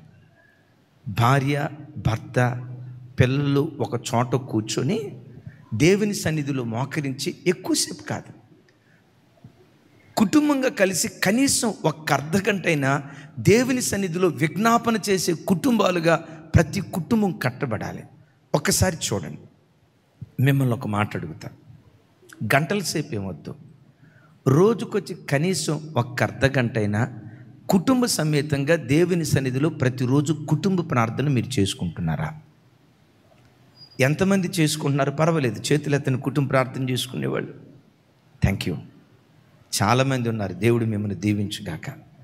ఒకవేళ మీ ఇంట్లో కుటుంబ ప్రార్థన జరగకపోతే ఈరోజు కుటుంబ ఆశీర్వాద సదస్సు ఏర్పాటు చేశాడు కదా, రేపటి నుండే పడిపోయిన కుటుంబ ప్రార్థన బలిపీఠాలు యేసు నామం పేరిట మరలా మీరు తిరిగి కట్టుకొందురుగాక. పడిపోయిన కుటుంబ బలిపీఠాలు యేసు నామం పేరిట కట్టబడునుగాక. తల్లి మదర్ తెరీసా తల్లి గురించి మీకు తెలుసు కదా. ఆ తల్లి ఒకరోజు కుటుంబ ప్రార్థన గురించి కొన్ని విలువైన మాటలు చెప్పింది. యూట్యూబ్లో ఆ తల్లి మాటలు వైరల్ అవుతున్నాయి. చూడండి ఆ మాట. Mother Teresa talks about the importance of family prayer. Where does this love begin? Mother Teresa talks about the importance of family prayer. Where does this love begin? In our own family, in our own home. How does it begin? By praying together. Family that prays together stays together. And if Amen. you stay together, you will love one another as God loves each one of you.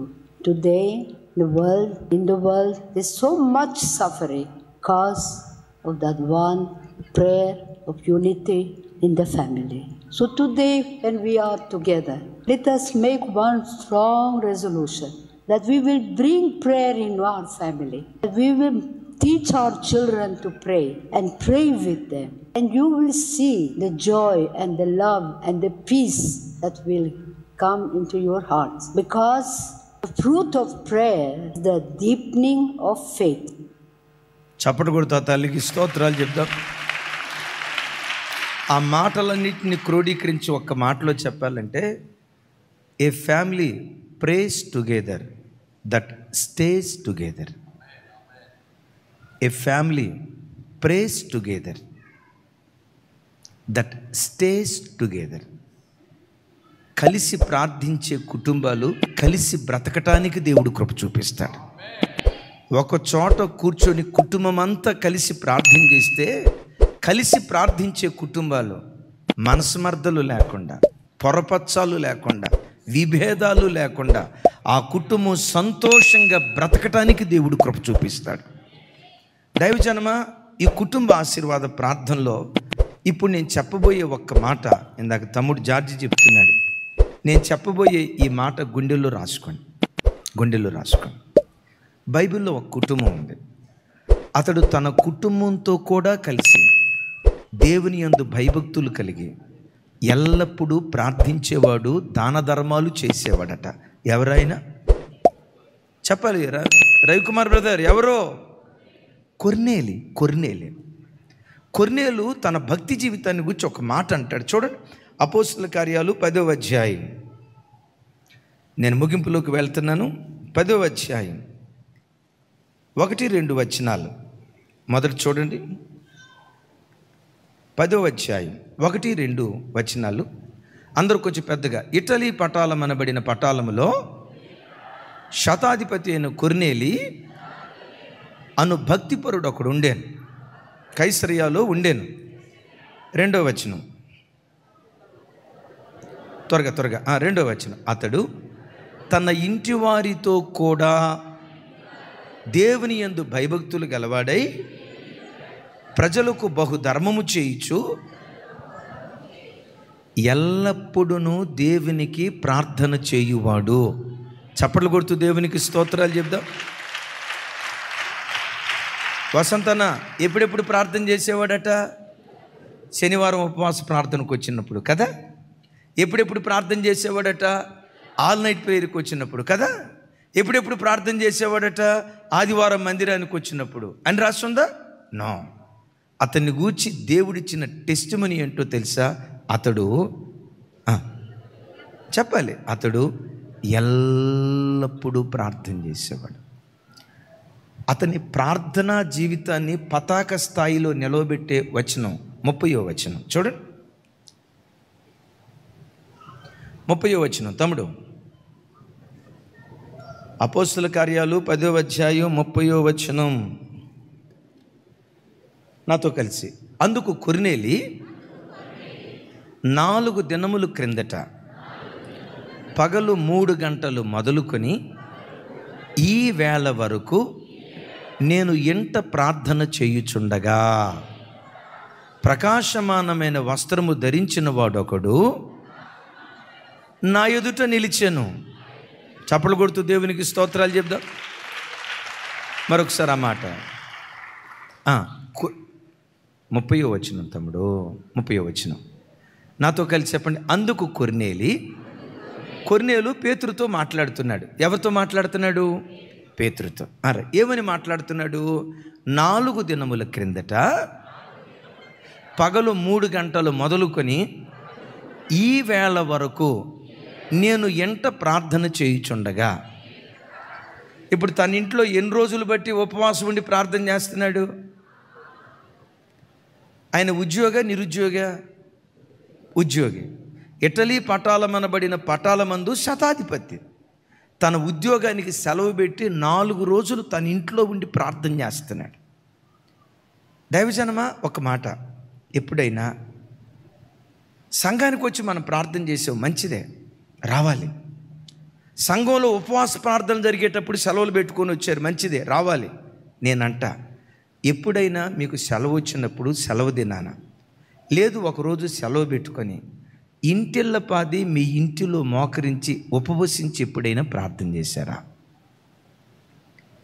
సంఘంలో ప్రకటించబడిన కోటాలకు వచ్చారు, మంచిదే. 21 దినాలు ఉపవాస ప్రార్థనలు చాటించినప్పుడు వచ్చి ప్రార్థన చేశారు, మంచిదే. ఇలా కుటుంబ ఆశీర్వాద ప్రార్థనలు పెట్టినప్పుడు ఉపవాసంతో వచ్చి ప్రార్థన చేశారు, మంచిదే.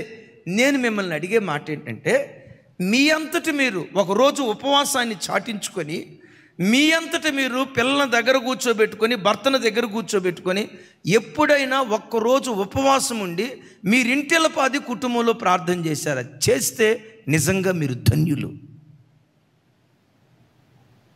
మందిరానికి వచ్చి ఉపవాస ప్రార్థన చేసామనుకోండి, అది కట్టడి.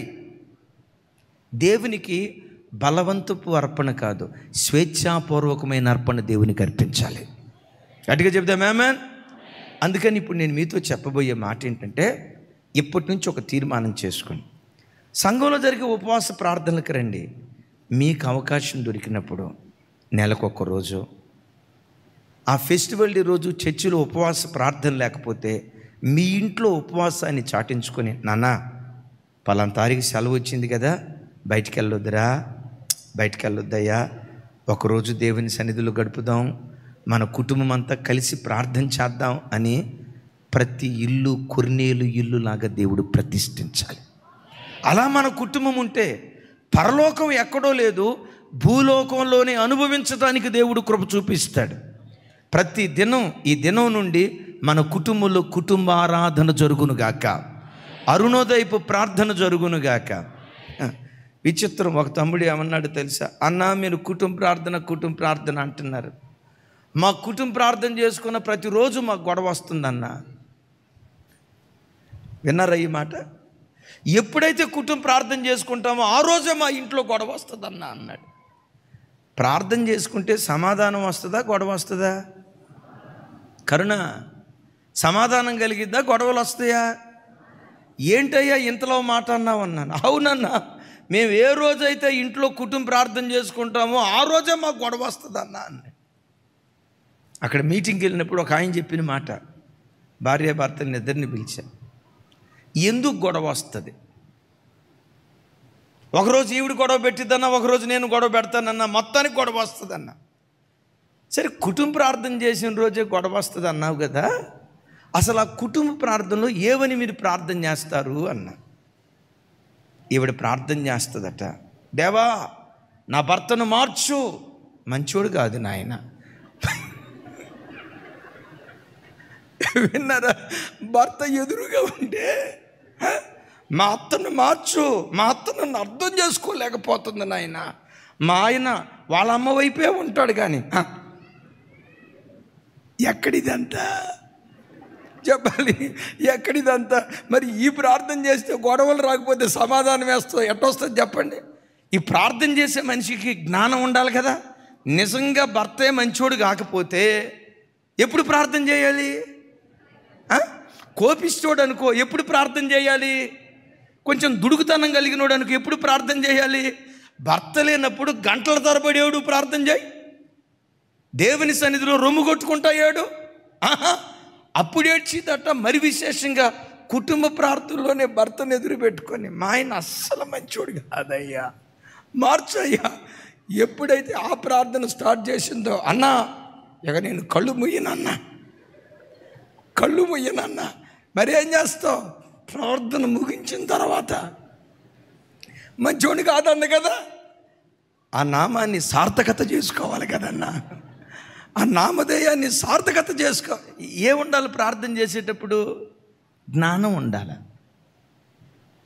భార్యని ఎదురు పెట్టుకొని, నా భార్య మంచిది కాదయ్యా, నా భార్య మంచిది కానీ వాళ్ళ అమ్మోళ్ళు మంచోళ్ళు కాదయ్యా, వాళ్ళ తమ్ముడు మంచిది కాదయ్యా.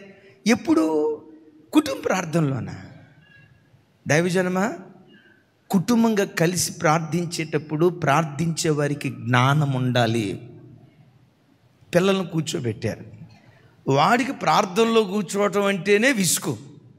ఆడిని కూర్చోబెట్టి, రైట్ నీకు ప్రార్థన లేదురా దొన్నపు, కూర్చో, ప్రార్థన కూర్చో అని కూర్చోబెట్టి, నీవెంత ప్రార్థన పరురాలువో నీ ప్రార్థనాత్మ అంతా వాడు ముందు చూపించాలని 2 గంటల సేపు ఏకదాటిగా వందే భారత్ ఎక్స్ప్రెస్ లాగా 2 గంటలు ప్రార్థన చేస్తే వాడు అనుకుంటాడు, ఏమనుకుంటాడో తెలుసా? ఇక సచ్చినా వాడు ఏం ప్లాన్ చేస్తాడో తెలుసా? కావాలని సాయంత్రం పూట ట్యూషన్ ప్లాన్ చేస్తాడు. ఎందుకు? ప్రార్థించేటప్పుడు నీకు జ్ఞానం ఉండాలి కదా. గంటల తరబడి ప్రార్థన చేసుకోవాలంటే ఇంట్లో ఎవరు లేనప్పుడు చేసుకో. ఆ స్పిరిట్ భర్తలో ఉన్నప్పుడు ఇద్దరు కలిసి చేసుకోండి. ఆడికి ప్రార్థనలో కూర్చోవటమే కష్టంగా ఉన్నప్పుడు వాణ్ణి కూర్చోబెట్టి నువ్వు 2 గంటలు ఏకదాటిగా ప్రార్థన చేస్తే వాడు మనసులో అనుకుంటాడు, ఇక ఇదే ఫస్ట్. జ్ఞానం ఉండాలి. అందుకని పేతురు గారు అంటారు కదా, జ్ఞానముతో కాపురము చేయుడి. జ్ఞానంతో కాపురం. ఆ పిల్లలకి అంత అలవాట్లేదు కదా, ఒక అర్ధగంట. ఆ పిల్లలకి అంత అలవాట్లేదు కదా, వాడి చేతే పాట పాడించి, వాడి చేతే ప్రార్థన చేయించి ఒక అర్ధగంట 30 గంటలో ముగించుకోండి. గంటల తరబడి ప్రార్థన చేయాలా? ఏకాంతంగా చేసుకోండి. యేసయ్యకి మహిమ కలుగును గాక. ఇప్పుడు చెప్పండి, ఇలా ప్రార్థన చేసుకుంటే కుటుంబ ప్రార్థనలో గొడవలు వస్తాయా, సమాధానం వస్తుందా? నోటి మాటలతో చెప్పలేనంత సమాధానం వస్తుంది. ఇది చేయకుండా, మా ఆయన అస్సలు మంచోడు కాదు నాయన, 20 సంవత్సరాలైనా ఎప్పటికీ మారలేదయ్యా, మారతాడని నిరీక్షించి నా ఓపిక చచ్చిపోయిందయ్యా ఆయన అన్నామంటే వాడు కొట్టడానికి ఎక్కడ లేని ఓపిక వస్తుంది. ఇప్పుడు ఏముండాలి? అయితే ఒక మాట, a family prays together, a family prays together, that family stays together. ఒక బలమైన కుటుంబంగా నీ కుటుంబాన్ని కట్టే శక్తి మోకాళ్ళ ప్రార్థనలోనే ఉంది. ఓ చక్కటి కొటేషన్ తమ్ముడు రాజేష్ పంపించాడు మోకాళ్ళ ప్రార్థన జీవితం గురించి. ఒక చక్కటి మాట, మీకు అవకాశం ఉంటే మీ నోట్బుక్ మీద రాసుకోండి, మీ నోట్బుక్ మీద రాసుకోండి. ఒకసారి అది చెప్తాను.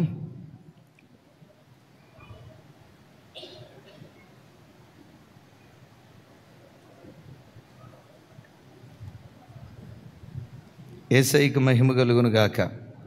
ప్రభు మనతో మాట్లాడుతున్న ప్రతి మాటను బట్టి అందరం చప్పట్లు కొడితే యేసయ్యకు స్తోత్రాలు చెప్దాం.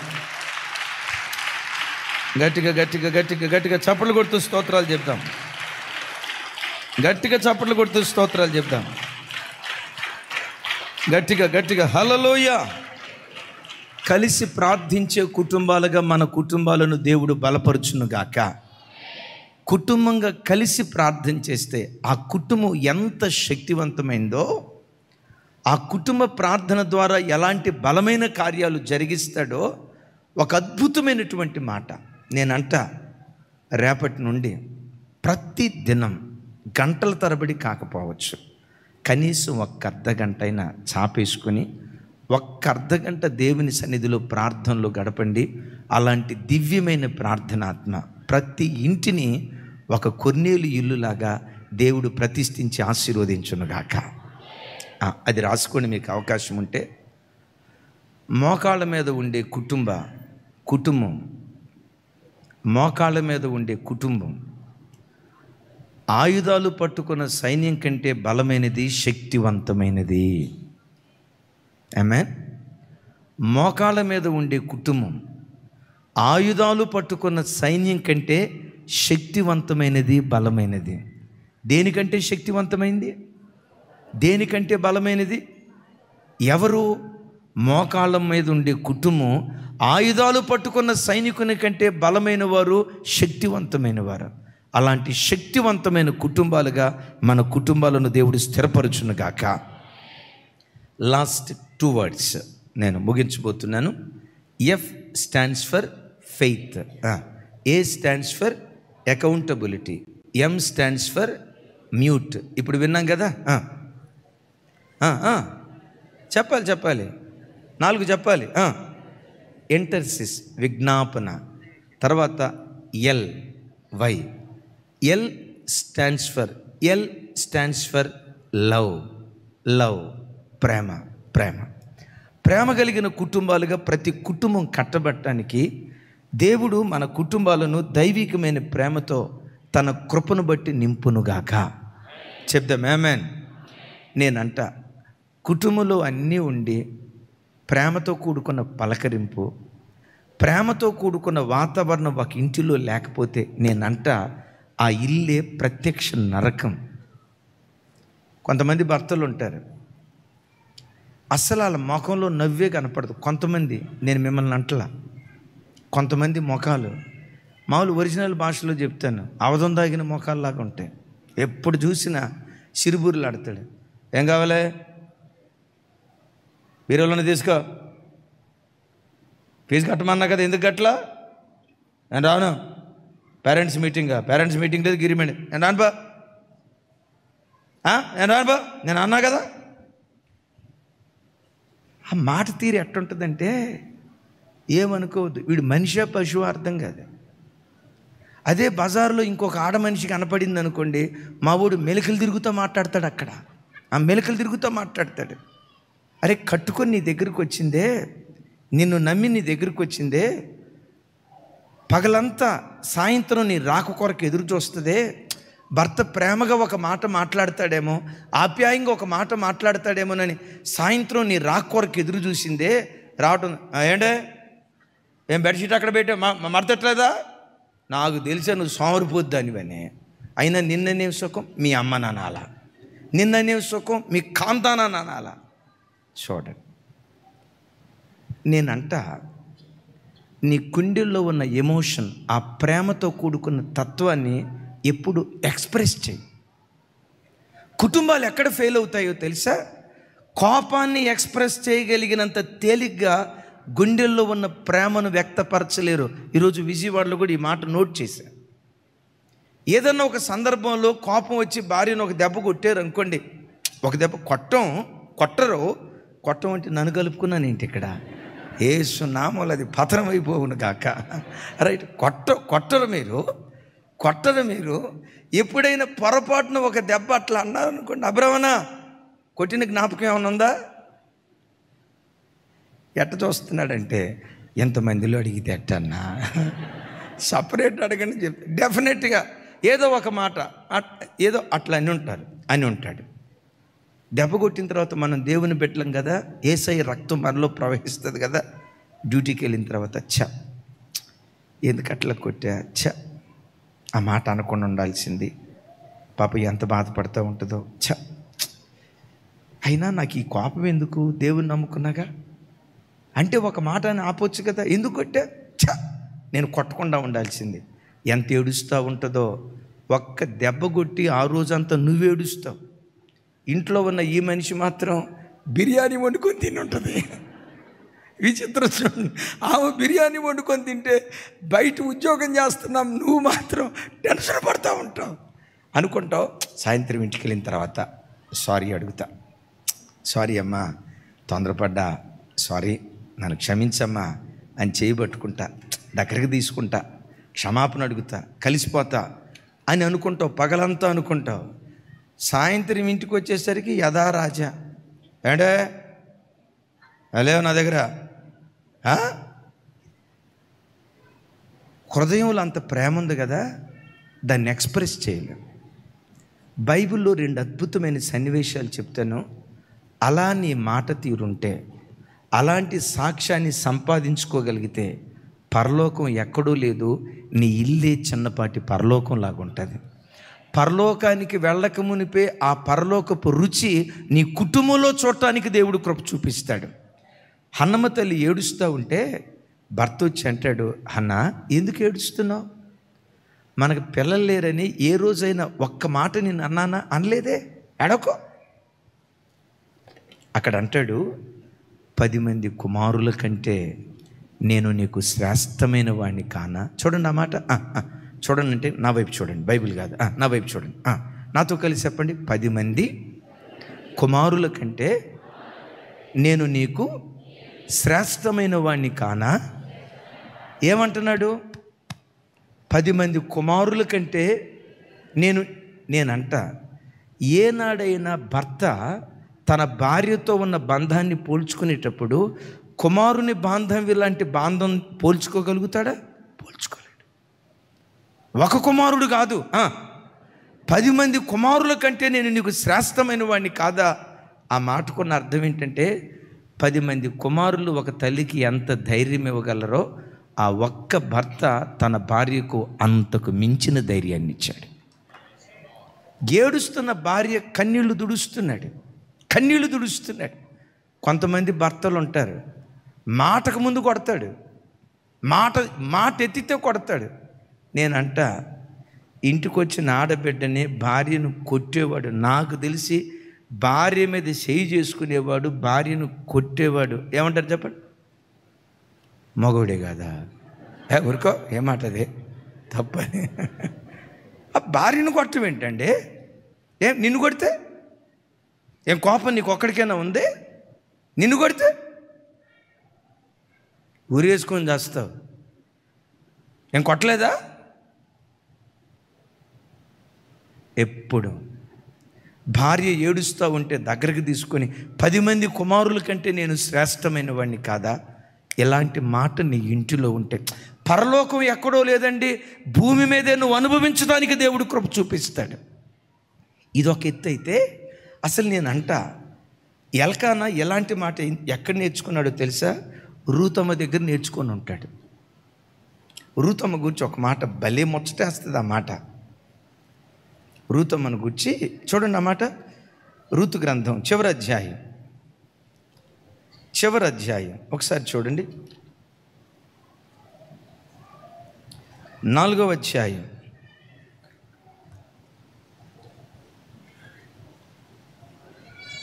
15వ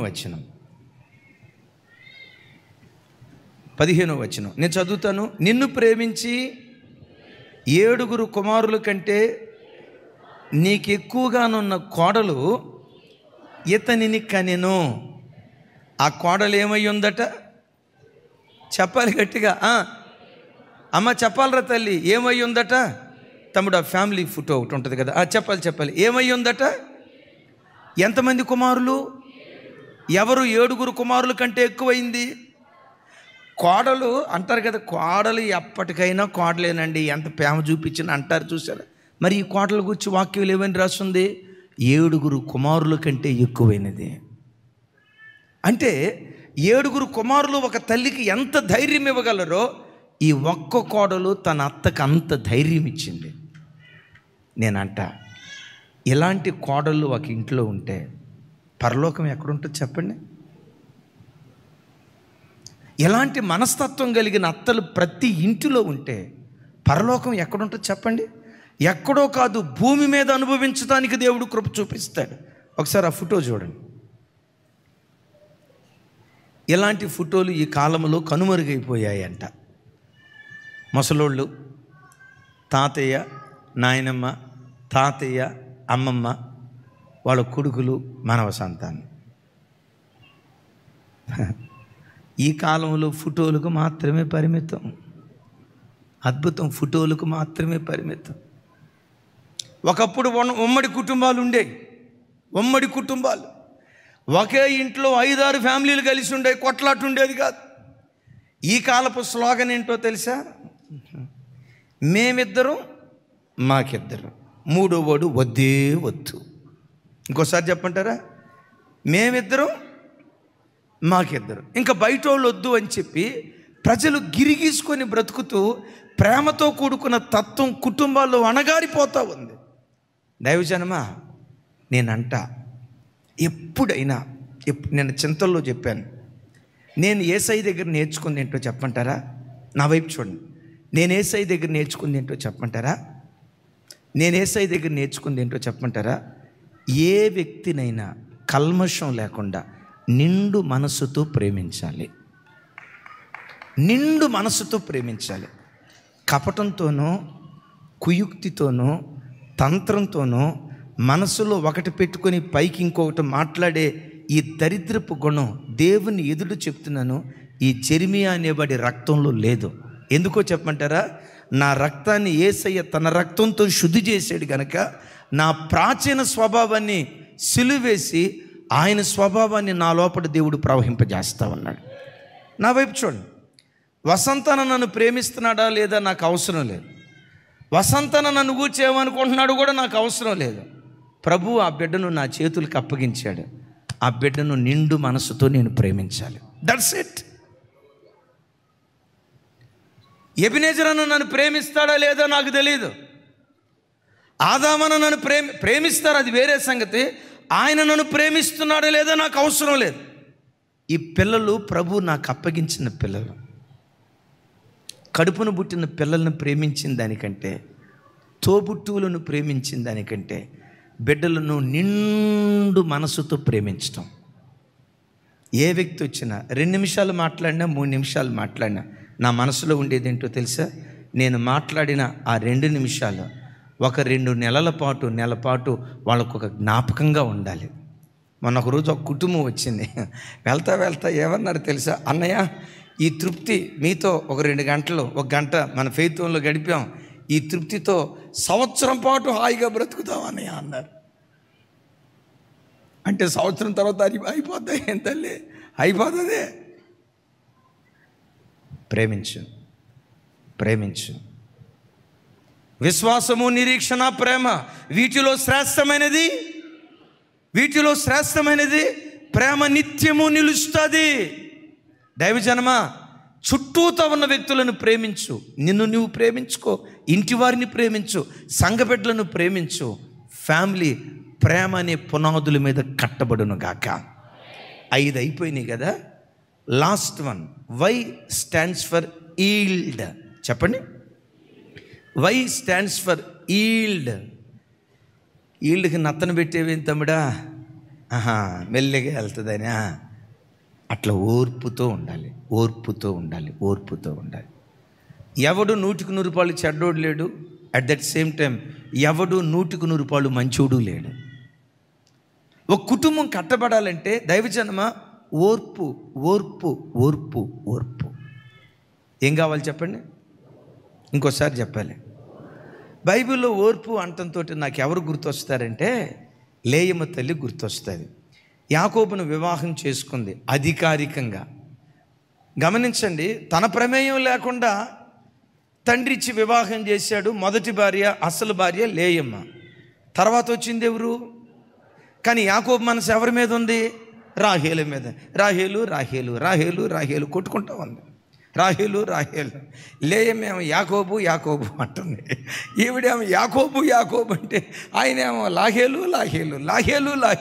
రాహేలు పాట పాడుతున్నాడు. విచిత్రం. 6 పిల్లలను కనే వరకు ఆ తల్లి గుండెల్లో ఉందేంటో తెలుసా? ఈసారి నా భర్త నన్ను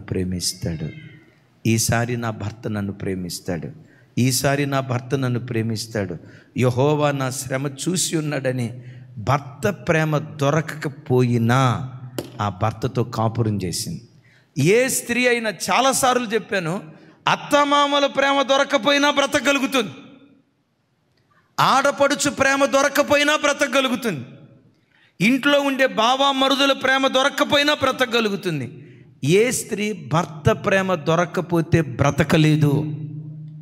లేయమ్మకు దొరకంది ఏంటి? సాక్షాత్తు భర్త ప్రేమే దొరకలేదు. విడాకులు కోరలా, ఓర్చుకుంది. ఓర్చుకుంది. ఆ తల్లి ఓర్పు వ్యర్థం కాల. అద్భుతం తెలుసా? ఆ తల్లి గర్భంలో నుండి లేవీయులను పుట్టించాడు. ఆ తల్లి గర్భంలో నుండి యోధాజాతిని పుట్టించాడు. ఆ లేవీలో నుండి మోషే, అహరోను, మిరియాము, యోధా గోత్రంలో నుండి మహారాజైన దావీదు, సొలొమోను, అలా చెప్పుకుంటూ వస్తే లోకరక్షకుడైన యేసుక్రీస్తు ప్రభువారు లేయమ్మ గర్భంలో నుంచి ఉద్భవించాడు. ఆమె గనక ఓర్చుకోకుండా యాగోబుగాడు కాకపోతే గేహోబుగాడు దొరుకుతాడు, ఆను పట్టుకుని ఎందుకు ఆలాడాలా అని అనుకోవాలా. ఓర్చుకుంది. ఇక్కడ ఒక తల్లి ఉంది, వాళ్ళ భార్యాభర్తలు వచ్చి నేను చెప్తున్నారు, నేను వాళ్ళ పేరు చెప్పలేను, నా ఎదురే కూర్చొని ఉంది. భార్యాభర్తలు వచ్చి భర్త అంటాడు, నేను మూర్ఖుడినయ్యా, నా భార్య గుణవతి, తాగుబోతున్నయ్యా, నా భార్య గుణవతి, ఈరోజు నా కాపురం నిలవబడిందంటే నా మంచితనం కాదయ్యా, నా భార్య ఓర్పు. దైవ సేవకురాలు కూడా అక్కడ ఉన్నారు. నా భార్య ఓర్పు. ఏంటయ్యా నీ భార్య ఓర్పు?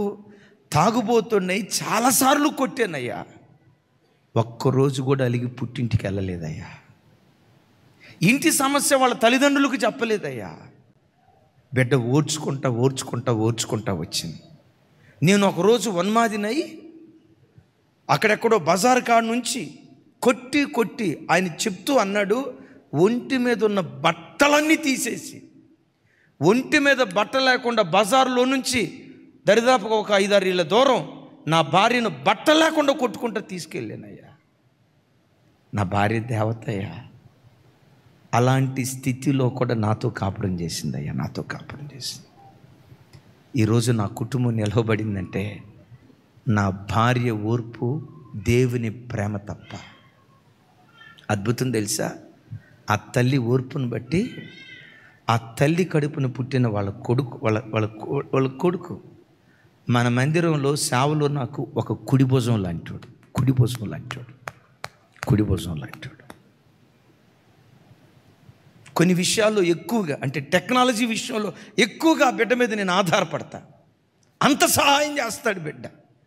నేను అనుకున్నా ఆ తల్లి ఓర్పే మందిరానికి ఒక గొప్ప పరిచారకుని అందించగలిగింది, గొప్ప పరిచారకుని అందించగలిగింది.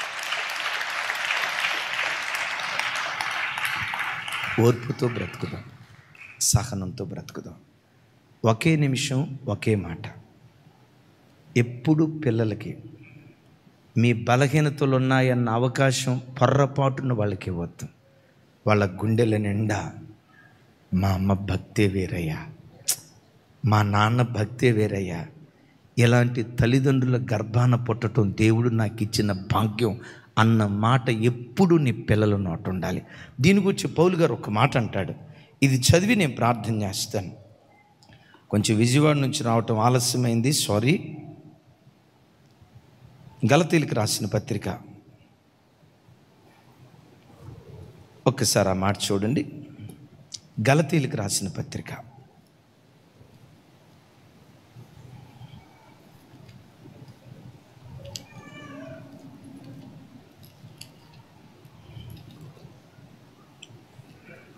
2వ అధ్యాయం 5వ వచనం, 2:5. తమ్ముడు ఒకసారి చూపించా మాట. బహు ఖరీదైన మాట, రాసుకోండి, నోట్ చేసుకోండి. గలతీలకు రాసిన పత్రిక 2వ అధ్యాయం 5వ వచనం. నాతో కలిసి చెప్పండి. సువార్త సత్యము మీ మధ్యన నిలుచున్నట్లు మేము వారికి ఒక్క గడియ అయినను లోబడుటకు ఇష్టపడలేదు. నా వైపు చూడండి. మనం వినే సువార్త సత్యం మన పిల్లల్లో నిలిచి ఉండాలి. చెప్తాం ఆమేన్. మనం వింటున్న సువార్త సత్యం మన పిల్లల్లో నిలిచి ఉండాలి. ఆమేన్. ఏ వాక్యం అయితే మన పిల్లలు విన్నారో ఆ వాక్యం వాళ్ళ హృదయ క్షేత్రంలో పడి 30 60 100 ఆ వాక్యం ఫలించాలి. ఆ వాక్యం ఫలించాలంటే తస్మా జాగ్రత్త. సువార్త సత్యము మన పిల్లల్లో నిలిచి ఉండాలంటే సాతానుకు ఒక్క గడియ కూడా మనం లోబడకూడదు. ఎవరికి? ఒక్క గడి అయినా సాతానుకు నువ్వు లోబడితే ఒక భర్తగా, ఒక తండ్రిగా, ఒక భార్యగా, ఒక తల్లిగా సాతానుకు నువ్వు లోబడితే, నువ్వు లోబడిన సంగతి నీ పిల్లలు కళ్ళతో చూస్తే, వాళ్ళలో అంతకాలం నిలిచున్న ఆ సువార్త సత్యం వ్యర్థమైపోదు. మీకు అర్థమయ్యే భాషలో చెప్పాలంటే, రాజు ఇట్లారా అనుకోండి, రాజు జ్యోతక్ అనుకోండి నాకు కోపం వచ్చి అక్కడెక్కడో ఫెయితోం కింద పటామని కొట్టా. అది చూడక మీరు చూశారు. నేను రేపు ఎప్పుడైనా నిలవబడి, విశ్వాసులారా మనం ప్రేమతో బ్రతకాలి, ఓర్పుతో బ్రతకాలి అని అన్నాను అనుకోండి, మీరేం చేస్తారో తెలుసా? ముసుగు ముందుకు లాగి ఫక్కుమని నవ్వుతారు. అన్నా, ప్రేమ గురించి చెప్పావు కానీ నీకే లేదు కదా అన్న, ఓర్పు గురించి చెప్పావు కానీ నీకే లేదు కదా అన్న. మొన్న మేము చూసాం, నువ్వు అక్కడ పెట్టమని కొట్టావు. అప్పుడు నేను ప్రకటించే సువార్త సత్యం మీలో నిలుస్తుందా? నిలవకూడదు అంటే వేదిక దగ్గర నిలవబడే మేము ఒక్క గడియ కూడా వాడికి లోబడకూడదు. మేము ఎంత ఖచ్చితంగా బ్రతికి వాక్యాన్ని బోధిస్తామో ఆ వాక్యం మీ హృదయ క్షేత్రంలో 100 ఫలించడానికి దేవుడు కృప చూపిస్తాడు. Praise the lord. మా బోధ కంటే ముందు మా బ్రతుకును మీరు చూస్తారు. Praise the lord. am I right?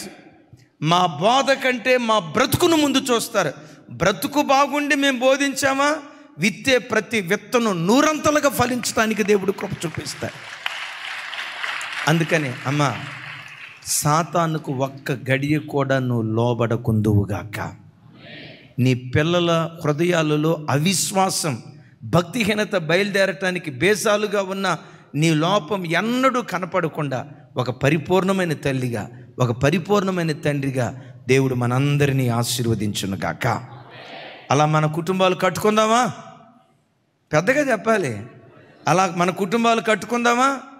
F stands for faith, A stands for accountability, M stands for mute, I stands for intercession, L stands for love, Y stands for yield. అలాంటి 6 దివ్యమైన లక్షణాలు మనకిచ్చి మన ఇళ్ళనే భూతల స్వర్గాలుగా దేవుడు ఆశీర్వదించునుగాక. మోకరించుదాం. దేవా, నా కుటుంబాన్ని అలా కట్టయ్యా. 2-3 తీర్మానాలు దేవుని సన్నిధిలో చేసుకొని వెళ్దాం. ప్రతిరోజు కుటుంబ ఆరాధన చేసుకుంటానయ్యా, నన్ను అలా బలపరచు. ఒక క్షణం 2 చేతులు పైకెత్తుదాం. ఎవరు అటు ఇటు చూడొద్దు. ఓ దైవికమైన కుటుంబంగా నా కుటుంబం కట్టబడాలి ప్రభా. నేను నా ఇంటివారు యెహోవాను సేవించేవారిగా బలపరచు నాయనా. నా ఇల్లంతా మీకు సొంతం కావాలి ప్రభా. ఈ తరపు యెహోషువ కుటుంబంలాగా నా కుటుంబం కట్టబడాలి ప్రభా. అలా నా కుటుంబం కట్టబడాలని ఆశపడిన ప్రతి బిడ్డ చప్పలు కొడుతూ మహోన్నతుడైన దేవునికి స్తోత్రాలు చెప్దాం. ఒకరి పట్ల ఒకరికి నమ్మకం, మేమిద్దరం కలిసి మిమ్మును నమ్ముకొని బ్రతకాలి ప్రభా. దేవా, మా కుటుంబాలు అలా కట్టు యేసయ్యా. మేము జవాబుదారులుగా ఉండాలి స్వామి, జవాబుదారులుగా ఉండాలి స్వామి. పడిపోయిన ప్రార్థన బలిపీఠాలు మా ఇంటిలో తిరిగి కట్టయ్యా. పడిపోయిన ప్రార్థన బలిపీఠాలు మా ఇంటిలో కట్టు. కుటుంబ ప్రార్థనలు జరగాలి స్వామి, విజ్ఞాపనలు జరగాలి నాయనా.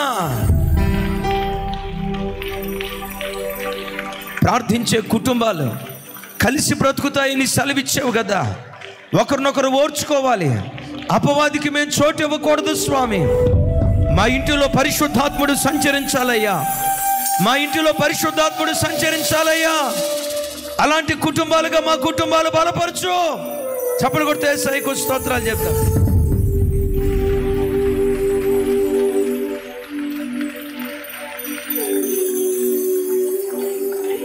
స్తోత్రం. చప్పలు కొడుతూ, దేవా, నా ఇంటిని అలా బలపరచు నాయన, నా ఇంటిని అలా బలపరచు ప్రభా.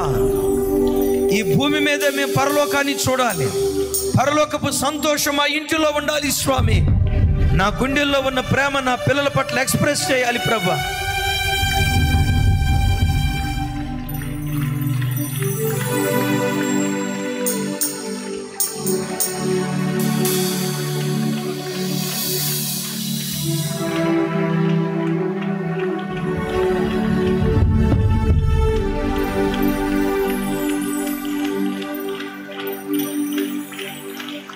ఎబినేజరే, ఎబినేజరే, ఇంతకాలం కాచితివే.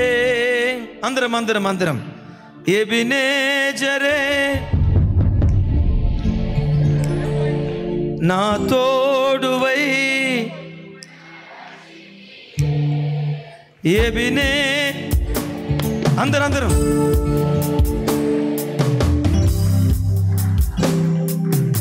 కాచితివే, ఎబినేజరే ఎబినే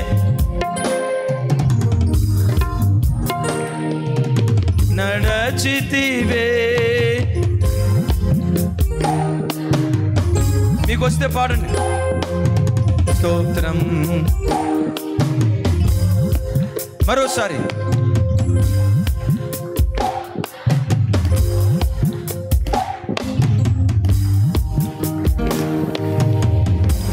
అందరం చప్పట్లు కొడుతూ కలిసి నేను నా ఇంటి వారు.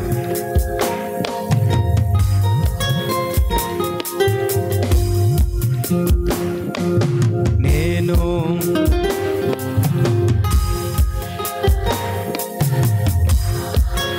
మరొకసారి అందరం నేను చక్కగా పాడుతున్నారు. ఇంకొకసారి నేను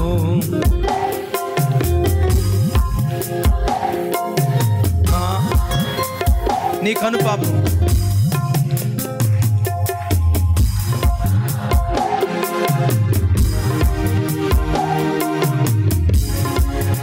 మోసావు.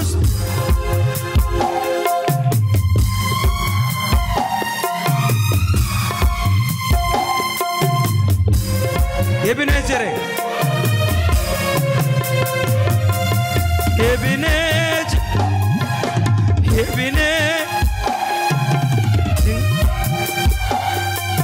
కాచితివే, ఎబినేజ్ ఇంకొంచెం నా తోడువై.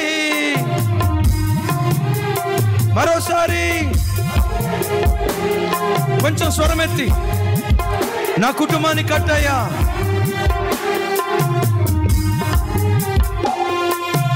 ఎబినేజరే ఎబినే నా తోడువై. స్తోత్రం అని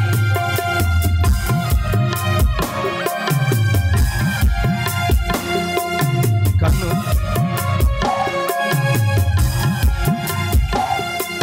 స్తోత్రం.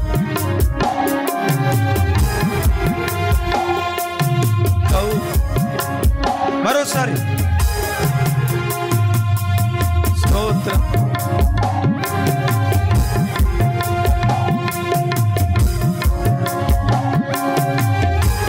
అందరం అలాగే చప్పట్లు కొట్టేసాయికు స్తోత్రాలు చెప్తాం.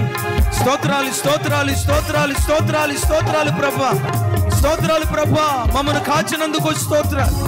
నా ఇల్లంతా నేను సేవించే ఇల్లుగా ఉండాలి. నా కుటుంబం అలా కట్టబడాలి ప్రభువా. దుష్టుడికి చోటు ఇవ్వకూడదయ్యా, సాతాను గారికి చోటు ఇవ్వకూడదయ్యా. ఓ దైవికమైన కుటుంబంగా నా ఇల్లు కట్టబడాలి. రదాల శబాల థిరదర శగతుర. దేవా నా ఇంటిని కట్టు నాయనా, దేవా నా ఇంటిని కట్టు ప్రభువా. నీవు కట్టకపోతే నా ఇల్లు ఎవరు కట్టలేరయ్యా. ఆ కృప చూపించేసయ్యా. రదాల శబాల థిరదర శగతు. దేవుడు అలా కట్టునట్లు చప్పలు కొడితే సైకో స్తోత్రాలు చెప్దాం. నేను నా ఇల్లు నా ఇంటి వారు. ఒకసారి అందరూ అలాగే చేతులు పైకెత్తి కొంచెం పెద్దగా, నేను నా ఇల్లు నా ఇంటి వారందరూ మానక నేను స్తుతిస్తామయ్యా అని ఒకసారి అందరం కలిసి పడుకుందాం. Ready, 1 2 3 start.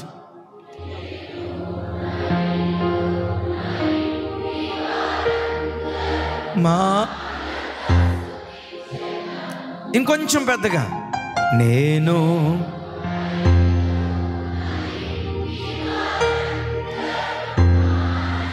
ఇంకోసారి 2 చేతులు అల్లాడిస్తాం. నా ఇల్లు నా మాన. ఇంకొకసారి అందామా? దేవా నాకు ఆ భాగ్యం దయచేయి.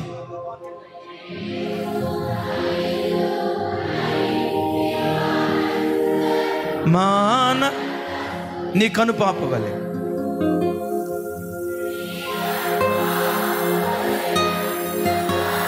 ఓ మోసావు. మరోసారి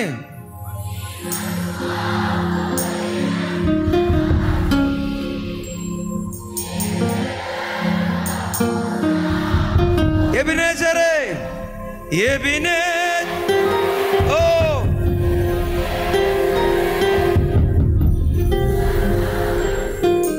కాచితివే ఎబినేజరే ఎబినే నా తోడువై నడచితివే నా తోడువై నడచితివే నా తోడువై. యేసయ్యకు స్తుతి కలుగును గాక. నా కుటుంబం కట్టబడాలయ్యా, నా కుటుంబం కొరకు ప్రార్థన చేయండి. ఈ భూమి మీదే పరలోకపు మహిమను మేము అనుభవించాలి. ఆశపడిన బిడ్డలు మీ కుడి చేతులు పైకెత్తి ప్రభు వైపు చూపించండి. మీలో ఏవైనా దుర్లక్షణాలు, చెడ్డ లక్షణాలు ఉంటే ప్రభా అది నాలో నుంచి తొలగించు నాయనా. నా భార్యకు నమ్మకాన్ని పుట్టించే భర్తగా నేను ఉండాలి. నా భర్తకు నమ్మకాన్ని పుట్టించే భార్యగా నేను ఉండాలి. మేమిద్దరం మీ మీద నమ్మకం ఉంచాలి స్వామి. యెహోవా పట్టణమును కాపాడని యొడల కావలి వారు మేల్కొనట వ్యర్థమే. నా ఇంటి నీవే కట్టాలి యేసయ్యా. ప్రభా నా ఇంటిని కట్టేసాయా అని ఒకరికొకరు జవాబుదారులుగా ఉండాలి స్వామి. నా కుటుంబం పట్ల నాకు ప్రేమను పుట్టించు నాయన. నా కోపం పాపంగా మారకూడదు స్వామి. ఓర్చుకునే కృప నాకు దయచేయ్యా అని నా కుటుంబం కట్టబడాలి, ఒక దైవికమైన కుటుంబంగా లోకంలో ఉండాలని ఆశపడిన బిడ్డలు మీ కుడి చేతులు పైకెత్తండి. మీ కొరకు దైవజనులు ప్రార్థన చేస్తారు. అయ్యా నా కుటుంబం కట్టబడాలి ప్రభా. నా కుటుంబమే సంఘంలో ఒక ప్రత్యేక కుటుంబంగా ఉండాలి స్వామి. అలా నా కుటుంబాన్ని కట్టేసాయా కట్టేసాయా కట్టేసాయా అని ఆశపడిన బిడ్డలు మీ కుడి చేతులు పైకెత్తి ప్రభు వైపు చూపించండి. ప్రార్థన.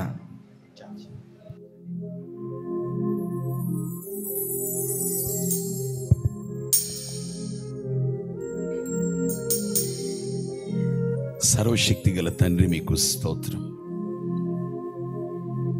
బిడ్డలందరినీ ప్రేమించారు దేవా. ఈ బిడ్డలు, ఈ కుటుంబాలు ఆశీర్వదించబడాలనే ఉద్దేశం మీరు కలిగి ఉండి మీరు అనుగ్రహించిన చక్కని కుటుంబ ఆశీర్వాద ప్రార్థన కూడికను బట్టి వందనాలు. మాట్లాడింది మీరు ప్రభు, నీ వాక్కు బయలుదేరింది. ప్రతి కుటుంబం ఎట్లా కట్టబడాలో చక్కగా మీరు బోధించారు ప్రభు. ఈ బిడ్డలందరూ విన్నారు, లైవ్లో కూడా బిడ్డలు విన్నారు. రాగల కాలంలో కొన్ని కోట్ల మంది వినబోతూ ఉన్నారు. కుటుంబాన్ని ఎలా కట్టుకోవాలో బిడ్డలు నా తండ్రి మీకు అప్పగించుకుని మీరు చెప్పిన విధానంలో కట్టుకునే కృప దయచేసి మీరు అనుగ్రహించండి. కుటుంబంలో విశ్వాసం ఉండాలని, ప్రతివారు జవాబుదారీతనం కలిగి ఉండాలని, దేవా నిశ్శబ్దం ఏలుబడి చేయాలని, ప్రార్థన ఉండాలని, నా ప్రభువా ప్రేమ కలిగి ఉండాలని, ఓర్పు సహనంతో ముందుకు వెళ్ళాలని సెలవిచ్చారు. ఇవి కలిగి ఉండి బ్రతికితే ప్రతి కుటుంబము కూడా భూతల స్వర్గమైన మీరు సెలవిచ్చారు ప్రభు. ఈ రీతిగా ప్రతి కుటుంబము నిశ్చయముగా నీ సన్నిధిలో జీవించుదురుగాక. వాక్యము విన్నారు పిల్లలు. ఈ వాక్యము ప్రకారముగా నిలబడడానికి తప్పదు నా ప్రభువా, పోరాటం జరగాలి. ఇబ్బందికర పరిస్థితులు కుటుంబ జీవితంలో వస్తాయి. అవి వచ్చినప్పుడు తప్పకుండా ఈని మాటలు జ్ఞాపకం వస్తాయి. కుటుంబ జీవితంలో ముందుకు వెళుతున్నప్పుడు సమస్యలు, ఇబ్బంది వస్తాయి. ఈ మాట కూడా జ్ఞాపకం వచ్చింది. అయితే ఎంత పోరాటం ఉన్నా, ఎంత ఇబ్బంది ఉన్నా, ఎంత సొంత ఆలోచన ఉన్నా దాన్ని పూర్తిగా ప్రక్కన పెట్టి మీరు హృదయాల్లో అనుక్షణం మారుమోగే నీ మాటకే ప్రాధాన్యత ఇచ్చుదురుగాక. మీరు చెప్పిన ఈ మాటలన్నీ ఈ బిడ్డల గుండెలో నిత్యము మారు మోగుతూనే ఉంటాయి. ఈ ఒక్క మాటే కాదు ప్రభా, మా జీవిత కాలంలో నీ ఎదుటికి వచ్చినప్పటి నుంచి ప్రతి సేవకుడిని నిలవబెట్టి మీరు చెప్తున్న మాటలన్నీ మా గుండెలు ఎప్పుడు మారుమోగుతున్నాయి. మీరు మాట్లాడుతూనే ఉన్నారు. వాటికి మేము లోబడట్లేదు, అందుకే నష్టం. దాని ప్రకారంగా బ్రతకట్లేదు ప్రభు, అందుకే ఈ ఇబ్బంది. అయితే ఈ రోజున బిడ్డలందరూ తీర్మానం చేసుకున్నారు, ఇక నుంచి మీ మాటకు, మీ నడిపింపుకు చక్కగా స్పందించి దాని ప్రకారం బ్రతికే భాగ్యము దయచేయండి. ఈ రీతిగా జీవిస్తే ప్రతి కుటుంబం నిశ్చయముగా నీ సన్నిధిలో ఆశీర్వదించబడిన అనుభవంలోనే ఉంటుంది.